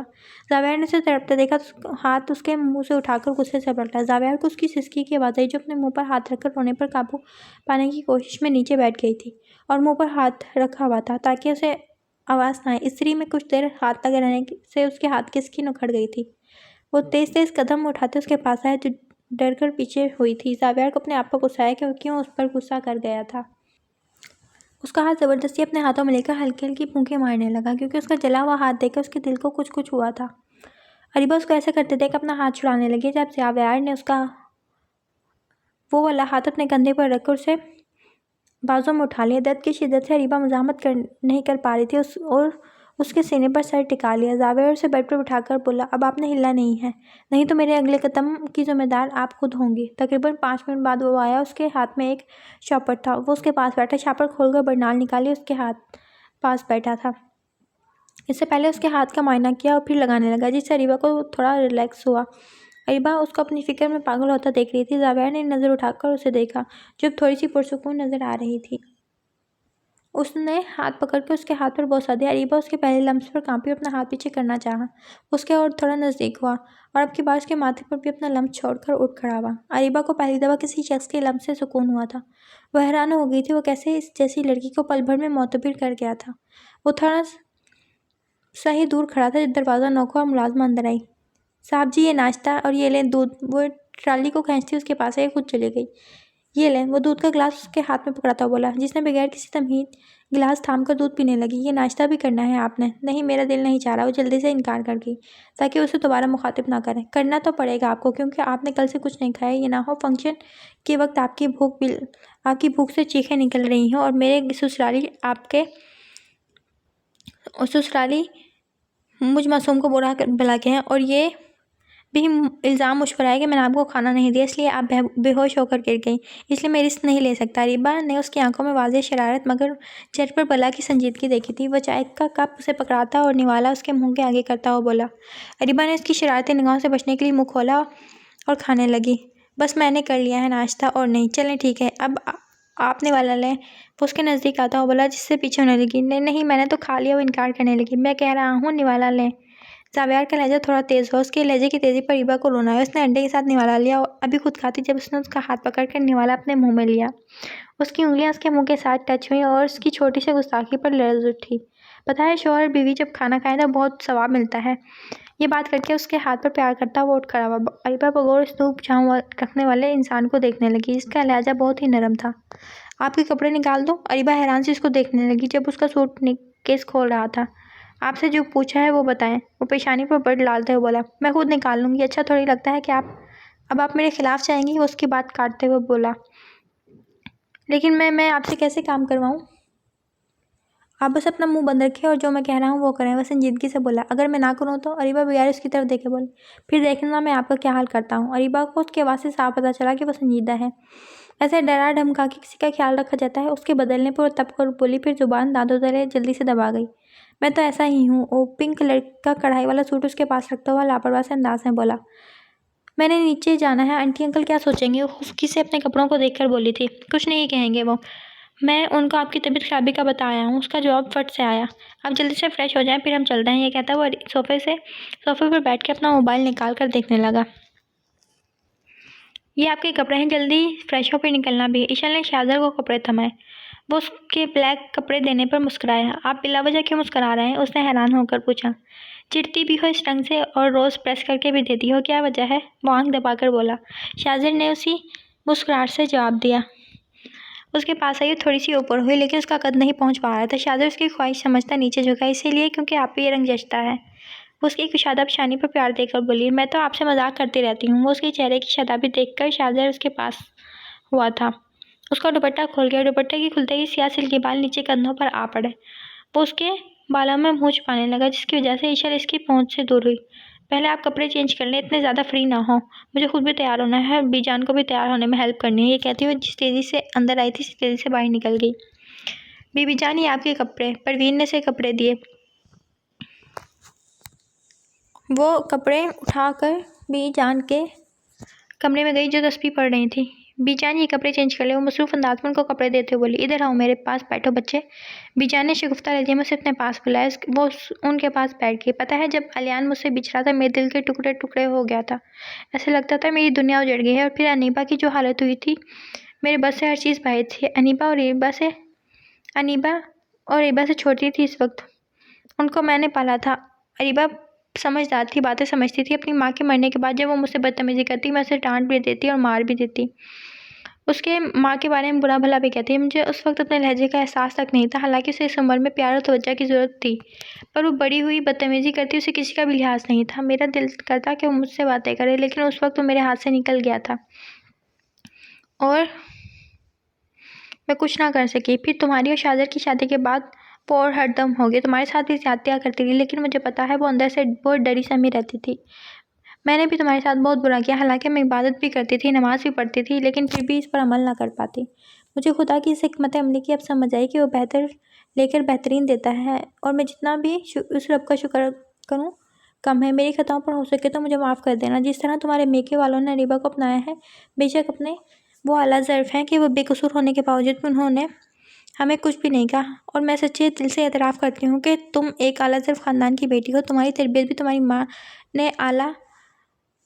نے جس طرح کی ہے میرا خیال رکھا. اتنی صحیح ملازمہ ہونے کے باوجود میرے سارے کام خود کے اپنے ہاتھوں سے خاندانی کنگن اتار کر اسے پہنایا اور اس کے ہاتھ چوم لیے. ایشل کے منہ سے ایک پرسکون سانس خارج ہوئی کیونکہ آج اسے اپنی کی گئی ریاضت کا پھل مل چکا تھا، بی جان کے کہے لفظوں کی صورت میں. کیونکہ وہ اپنے رب کا جتنا شکر ادا کرتی کم تھی، اسے اب گھر میں بے پناہ عزت مل گئی تھی. گولڈن کلر کی میکسی کے ساتھ ریڈ شیڈ اس پر جچ رہا تھا. زاویار نے بھی گولڈن کلر کی شیروانی پہن رکھی تھی. آنٹی، بی جان اور ایشل ابھی تک نہیں آئی تھی. وہ بسمہ آنٹی سے دھیمے لہجے میں بات کرنے لگی. ولیمہ کا فنکشن انہوں نے اپنی حویلی میں ہی رکھا تھا. ساری ارینجمنٹ وغیرہ سردار میر خان نے بہت اچھے سے کروائے تھے. وہ آج بھی گھبرائی ہوئی لگ رہی تھی. اتنے میں اسے ایشل اور انیبہ نظر آئی. بسمہ بیگم جلدی سے اسٹیج سے اتری اور بی جان اور انیبہ سے ملنے کے بعد انہوں نے ایشل کو زور سے خود میں کھینچ لیا. کیسی ہے میری بچی؟ وہ جذباتی ہو کر گلے لگی تھی. تم خوش تو ہو نا؟ انہوں نے بی جان اور انیبہ کو اسٹیج پر جاتے ہوئے دیکھ اسے اکیلے میں سوال کیا. کیونکہ ماں تھی، ان کے دل میں وسوسہ تھا. اس کی آنکھوں میں آنسو دیکھتے ہوئے بولی، جی مما، بہت خوش ہوں. اور جو رب نے میرے لیے آزمائش رکھی تھی، ان آزمائشوں سے 100 گنا بڑھ کر مجھے خوشیاں ملی ہیں جو وہ مجھ پر میرا رب لایا تھا. میں ان کا جتنا شکر ادا کروں کم ہے. یہ تو خوشی کے آنسو ہیں. سردار میر خان شادی سے خوش گپیوں میں مصروف تھے. ایشل یہ بات سنتے اور ان کے پاس ہے اس کے سر پر ہاتھ رکھا جو اپنے بابا کے سر پر ہاتھ رکھتے ان کے گلے سے جا لگی اور اس کی آنکھوں میں آنسو آ گئے. اوہ میری پگلی دھی رانی، کیوں رو رہی ہے؟ ایشل نے جب اپنے بابا کو پہلی والی ٹون میں آتے دیکھا تو پھر مسکرا کر ان کے گلے لگی. بابا، دس از ناٹ فیئر. شاہزادے اسٹیج سے اترتا ہوا ان کی جانب آتے ہوئے بولا، آپ اس چپکلی کی وجہ سے مجھے اگنور کر رہے ہیں. وہ خفا ہوا تھا. بابا دیکھیں نا، یہ مجھے چپکلی کہہ رہے ہیں، انہیں سمجھائیں. اس نے زاویار کی طرف دیکھ منہ چھوڑتے ہوئے کہا جس نے بسمہ بیگم کو حق کیا ہوا تھا. پیچھے کھڑا شاہزادہ ان کی باتیں سن کر مسکرایا. برخوردار میری دھی رانی کو تنگ مت کرو. ویسے بھی عقل مندی کا ثبوت دو کیونکہ کچھ دنوں پر تمہارے سر پر ذمہ داریاں بڑھ جائیں گی. وہ بابا کی بات سنتا ایشل کے پاس آیا، اس کے سر پر شفقت بھرا ہاتھ پھیر کے اسے گلے لگایا. جبکہ سردار میر علی خان شاہزادے کو لے کر مہمان خانے چلے گئے اور بسمہ بیگم اسٹیج کی طرف بڑھ گئیں. آپی، یہ آپ کے ہاتھ پر کیا ہوا ہے؟ انیبہ شاک ہو کر اس کا جلا ہوا ہاتھ دیکھ کر پوچھنے لگی. کچھ نہیں، کپڑے پریس کرتے وقت جل گیا تھا. وہ دھیمے لہجے میں بولی. آپی، زاویار بھائی تو آپ کے ساتھ ٹھیک ہے نا؟ انیبہ اندیشوں میں گھیرتے ہوئے سوال پوچھ رہی تھی. وہ تو ٹھیک ہے. میری ذات میں جو ادھورا پن ہے وہ کوئی بھی مکمل نہیں کر سکتا. وہ صرف سوچ ہی سکی تھی. آپی بتائیں نا. وہ اس کا کندھا ہلاتے ہوئے بولی. ٹھیک ہوں تم پریشان مت ہو. اسے اطمینان دلاتے ہنستے ہوئے ایشل اور زاویار کو دیکھنے لگی. زاویار مسکراتا ہوا اسے ایک دم سے اتنا اچھا کیوں لگا اسے خود بھی سمجھ نہ لگی. زاویار کی نظر جب اس پر پڑی تو اسے آنکھ ونک کر گیا، جبکہ انیبہ نے گھبرا کر نگاہیں جھکا لی. آپی دیکھیں، زاویار بھائی مسکراتے ہوئے کتنے کیوٹ لگتے ہیں، اور آپ کو دیکھ کر آنکھ مار. شرم کرو، زبان بند کرو. وہ انیبہ کو کہتی کوہنی مار گئی، جبکہ زاویار اس کی حرکت دیکھ کر مسکرا کر رہ گیا. سر پلیز کپل فوٹوگرافی بنوانی ہے. ایک فوٹوگرافر زاویار کے پاس آ کر بولا. Sure, Y not. زاویار نے اپنے مخصوص مسکراہٹ کے ساتھ جواب دیا، جبکہ ایشل فوٹوگرافر کو اس طرف آتا دیکھ کر باتیں کرتے انیبہ کی طرف بڑھ گئی. میم پلیز سر کے کندھے پر سر رکھیں. فوٹوگرافر نے 2-3 بار اسے بتایا کہ وہ زاویار کے کندھے پر سر رکھے. فوٹوگرافر کی بات سن کر وہ گھبرائی. اس کا کوئی رسپانس نہ پاتے دیکھ فوٹوگرافر اس کے پاس گیا کہ اسے بتا سکے، جبکہ انیبہ فوٹوگرافر کو دیکھ کر غیر محسوس انداز میں زاویار کے پیچھے ہو گئی. زاویار اس کو ڈرتا دیکھ کر مڑ کر اس کو اپنے ساتھ لگا گیا، جبکہ فوٹوگرافر نے پیچھے ہو کر جلدی سے تصویر بنائی. پھر زاویار خود فوٹو بنوانے میں اس کی ہیلپ کرتا رہا اور فوٹوگرافر بناتا رہا. پھر لاسٹ میں سب کی فیملی فوٹو بنائی گئی تھی. میں شکار پر جا رہا ہوں، مجھے الوداع کرنے نیچے تک نہیں آئیں گی آپ؟ وہ وائٹ سوٹ پہنے بلیک شال کیے کسی ریاست کا شہزادہ لگ رہا تھا. انیبہ نے دل ہی دل میں اس کی نظر اتاری تھی کیونکہ اسے 1 مہینہ ہو گیا تھا اس کے ساتھ رہتے. کبھی اس شخص نے اسے غصے میں بات نہیں کی تھی. وہ اس کی پرواہ کرتا تھا، اس کا خیال رکھتا تھا. اس کے دل پر بڑا سختی سے ڈیرا جما گیا تھا. انیبہ کو اس سے منہ زور محبت نہیں ہوئی تھی، لیکن وہ جب کمرے میں نہ ہوتا تو کمرہ کاٹ کھانے کو دوڑتا تھا. اس کے دل کو اس کی عادت ہو گئی تھی، اور کہتے ہیں عادت محبت سے زیادہ خطرناک ہوتی ہے۔ ایسے کیوں دیکھ رہی ہیں؟ نظر لگائیں گی کیا؟ وہ اسے اپنی طرف دیکھتا ہوا بولا۔ نہیں، میں پیچھے وال پر دیکھ رہی تھی، وہ سنجیدہ سی بولی۔ تو وال پر بھی میری ہی پک لگی ہوئی ہے؟ مجھے نہیں پتا تھا آپ میری تصویروں سے بھی محبت کرتی ہیں، وہ شرارتی لہجے میں بول رہا تھا۔ آپ کو دیر ہو رہی ہے، جائیں نا آپ، وہ اپنی جیب مٹاتے ہوئے بولی، جبکہ وہ اس کے پاس آیا تھا اور اس کے ہاتھ کی پشت پر اپنا لمس چھوڑا۔ اپنی مخصوص مسکراہٹ لیے دروازے سے نکلا، وہ بھی اس کے پیچھے پیچھے آئی تھی۔ وہ آگے چل رہا تھا جب کان کے پاس پھونک کی آواز آئی۔ اس کے تھوڑے سے بال اڑ تھے۔ اس نے بغیر تاخیر کی چہرہ موڑ کر دیکھا، وہ کچھ پڑھ رہی تھی۔ اس کو اپنی فکر میں ڈھلتا دیکھ کر زاویار کے چہرے پر خوبصورت مسکراہٹ آئی تھی۔ زاویار کو گئے 3 گھنٹے ہو گئے تھے۔ وہ پودوں کو پانی دینے لگی۔ آنٹی باہر ہی چیئر پر بیٹھی تھی۔ سردار میر علی خان شہر گئے ہوئے تھے۔ وہ چھوٹے چھوٹے گملوں کو اٹھا کر ترتیب سے رکھ رہی تھی کیونکہ وہ چھوٹے موٹے اب گرنے لگے تھے۔ بی بی جی، زاویار سائیں کو گولی لگ گئی ہے۔ ایک ملازم گھبرایا ہوا اس کے پاس آیا۔ اسے بخشو ہاسپٹل لے کے گیا ہے۔ بخشو کا فون آیا تھا، اس نے بتایا۔ یہ کیا بکواس ہے؟ کیا کہہ رہے ہو؟ بسما بیگم اپنے دل کو تھام کر رہ گئی۔ ان کے منہ سے بات نہیں نکل رہی تھی۔ یہ خبر سنتے گملہ اریبہ کے ہاتھ سے گرتا اس کے پاؤں پر لگا تھا اور وہ وہیں گر گئی۔ وہ بے ہوش ہو کر گری تھی۔ بی بی جی، 2 ملازمائیں دوڑتی ہوئی آئیں، اسے بمشکل صوفے پر لٹایا، جبکہ بسما بیگم خود پریشان تھی تو وہ اریبہ کو سنبھالتی۔ بی بی جی، ملازمہ نے اریبہ کے منہ پر ہاتھوں سے پانی پھینکا، جس سے وہ ہوش میں آئی۔ زاویار کہاں ہے؟ وہ ٹھیک تو ہے نا؟ وہ جیسے پاگل ہو گئی، ادھر ادھر دیکھنے لگ پڑی۔ کوئی جواب نہ پاتا دیکھ وہ بھاگتی ہوئی اپنے روم میں چلی گئی۔ وضو کیا، نماز پڑھی، دعا مانگنے لگی۔ اللہ، میں تیرے فیصلے سے مطمئن ہوں۔ تو جانتا ہے میرا واحد سہارا میرا شوہر ہے۔ اے اللہ، میں ان کے بغیر کچھ بھی نہیں ہوں۔ وہ میرا آخری سہارا ہے۔ وہ نہ ہوں گے تو میں کیسے جیوں گی؟ اے میرے رب، بے شک میری زندگی بھی ان کو لگا دے۔ میرے اللہ، اس میں تیری ہی مصلحت ہوگی، پر اے میرے رب ان کو صحت دے، زندگی دے۔ وہ ٹوٹے لہجے میں دعا کر رہی تھی۔ مما بھی چلی گئیں، بابا بھی چلے گئے، وہ بھی چلے گئے، مجھے چھوڑ کے تو میں کیسے جیوں گی؟ بسما بیگم خود پریشان تھی۔ انہوں نے سردار میر کو فون ملایا جو کہ بن جا رہا تھا۔ اس کے روم سے اسے ہچکیوں سے رو کر دعائیں کرتے دیکھا تو چلی گئے۔ انہوں نے اشل کو بھی فون کر کے بتا دیا تھا۔ بی بی جی، وہ مما کا فون آیا تھا۔ کیا ہوا؟ اتنی گھبرائی ہوئی کیوں ہو؟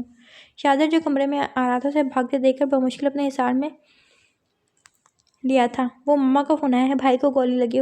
وہ بے رب لہجے میں بتا رہی تھی، جبکہ شاہزر کو سمجھ آ گئی۔ پانی پیو، اسے بیڈ پر بٹھاتا پانی دیتا ہوا بولا۔ کچھ نہیں ہوگا زاویار کو، اللہ بہتر کرے گا، تم اپنی حالت سنبھالو خود کو۔ وہ بیڈ پر بیٹھ کے اسے اپنے حصار میں لے گیا۔ نہیں، مجھے مما اور بھائی کے پاس جانا ہے، پلیز مجھے لے چلیں۔ وہ پھر سے تڑپتی ہوئی دور ہوئی۔ اچھا صبر، میں زاویار کو ٹرائی کرتا ہوں۔ اسے بیڈ پر لٹاتا خود اس کے ساتھ بیٹھ کر فون نکالا اور زاویار کو کال کرنے لگا۔ السلام علیکم۔ کچھ دیر بعد خاموشی کے بعد آواز آئی، وعلیکم السلام، کہاں ہو تم؟ ٹھیک تو ہو؟ شاہزر بھی فکر مندی سے پوچھنے لگا۔ ہاں یار، ہاسپٹل میں ہوں، گولی کندھے کو چھو کر نکلی ہے، ڈاکٹر نے بینڈیج کر دی ہے، بس گھر نکلنے لگا ہوں۔ کیا ہوا؟ کوئی جھگڑا تو نہیں ہوا یا کوئی دشمنی وغیرہ؟ نہیں یار، لڑائی جھگڑا کیا ہونا، سیدھا سا بندہ ہوں، مجھے کسی نے کہہ کر کیا کرنا ہے، اور مجھ سے کسی کا کیا دشمنی؟ شکار کرتے وقت دوست سے غلطی سے لگ گئی، اور وہ بے فکری سے بولا۔ دوست ہی ہے یا پھر کوئی؟ شاہزر چونکہ سردار تھا اس لیے پہچانتا تھا۔ یار اپنا یار تھا، بہت پرانا اور کافی گہرا۔ پھر تو تمہیں دشمن کی کوئی ضرورت ہی نہیں، شاہزر اس کے سادہ لہجے کو بھانپتا ہوا بولا، جبکہ حقیقت شاہزر کے اوپر نئے پرت کھول گیا تھا۔ میری بات کروائے نا بھیا؟ اشل نے ان کی اتنی دیر باتیں کرتے دیکھا تو رہ نہ سکی۔ یار ویڈیو کال کر لو، تم نے میری معصومہ کو ایویں فضول میں پریشان کیا ہے، بات کرو تاکہ اس کی تسلی ہو۔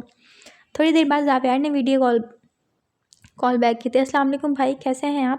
ٹھیک تو ہے نا؟ اشل کی آنکھوں میں آنسو آ گئے۔ چپکلی، میں بالکل ٹھیک ہوں، یہ دیکھ لو میرا بچہ، ایویں پریشان نہ ہو۔ زاویار نے اپنے بازوؤں پر کیمرہ کر کے دکھایا۔ ویسے تمہیں کس نے بتایا؟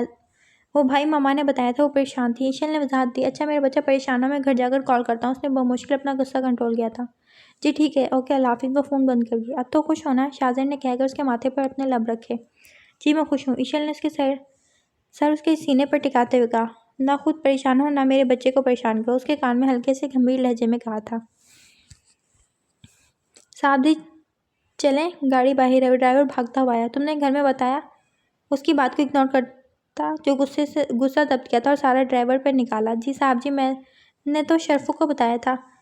چلو چھوڑو، گھر چلو۔ اس کے سامنے سے ایک دم اریبہ کا عکس لہرایا تھا۔ اس کو ڈرا ہوا دیکھ کر اپنا لہجہ نرم بنا کر بولا۔ میرا بیٹا آ گیا، کیا ہوا ہے؟ بسما بیگم خوشی اور غم کے ملے جلے تاثرات میں بولی تھی۔ مما میں ٹھیک ہوں، بس تھوڑا سا زخمی ہوا ہے کندھا، باقی سب ٹھیک ہوں، ماں کو پیار کرتا ہوا بولا جو بہت پریشان تھی۔ مما اریبہ کو کسی نے بتایا نہیں؟ نہیں، اس نے اپنا خدشہ ظاہر کیا۔ بیٹا سب سے زیادہ طبیعت تو اس کی ہی بگڑی ہوئی ہے، کب سے رو رو کر دعائیں مانگ رہی ہے، اس کا پاؤں بھی کافی خراب ہو گیا ہے، اس نے حالت بہت خراب کر لی ہے۔ تم جاؤ میرا بچہ، میں تمہارے لیے سوپ اور کھانا بھجواتی ہوں، آرام کرو۔ اتنا زیادہ میرے بچے کا خون نکلا؟ ماں تھی روتے ہوئے لہجے میں بولی۔ مما کچھ نہیں ہوا، آپ پریشان مت ہوں، ذرا سا خون نکلا ہے، اسے ذرا سا خون کہتے ہیں، اتنا سا منہ نکل آیا ہے تمہارا، جاؤ جا کر آرام کرو، کپڑے نیچے کسی روم میں چینج کر کے جانا، اریبہ پریشان ہو جائے گی، تمہاری حالت دیکھ کر ڈر جائے گی وہ۔ اس کے کپڑوں کی طرف اشارہ کر رہی تھی اور پھر 15 منٹ بعد کپڑے چینج کر کے وہ اپنے روم کی طرف چلا گیا۔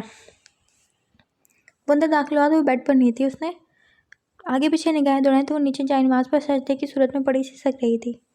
زاویار دھیما سا چلتا بڑی مشکل سے اس کے پاس نیچے زمین پر بیٹھا، کیونکہ اس کا پورا بازو حرکت نہیں کر پا رہا تھا، جو اس کے پاس بیٹھنے سے بھی نہیں اٹھی۔ وہ آپ ٹھیک تو ہے نا؟ اس کے کندھے پر ہاتھ رکھا۔ آپ آ گئے؟ وہ پہلے اس کے چہرے کو ایک ایک نشق کو چھوتی ہوئی بولی، پھر جٹ سے اس کے سینے سے لگی، اسے مضبوطی سے پکڑ لیا جیسے کہیں غائب نہ ہو جائے۔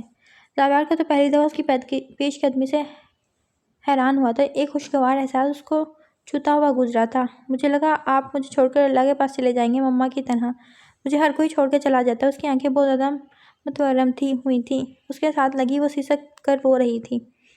کیا ہوا ہے آپ کو؟ اتنی زیادہ کیوں رو رہی ہیں؟ میں بالکل ٹھیک ہوں، اسے اپنے سے علیحدہ کرتا اس کا منہ اپنی طرف کر کے بول رہا تھا، جبکہ اریبہ اسے اپنے قریب دیکھ جیسے اس کے زندہ ہونے کا یقین پیچھے ہوا تو پیچھے ہٹ کر اپنے کھول میں سمٹی اور پھر سے جائے نماز پہ بیٹھی۔ وہ شرمندہ ہو گئی، وہ تو بالکل ٹھیک تھا، کوئی بھی زخم نہیں تھا، شال کیے جیسے گیا تھا ویسے ہی آیا تھا۔ آپ ایسے بیہیو کیوں کر رہی ہیں جیسے میں کوئی غیر ہوں؟ اس کے پیچھے ہٹنے اور ایک دم سے دور ہونے پر حیران ہوا تھا وہ۔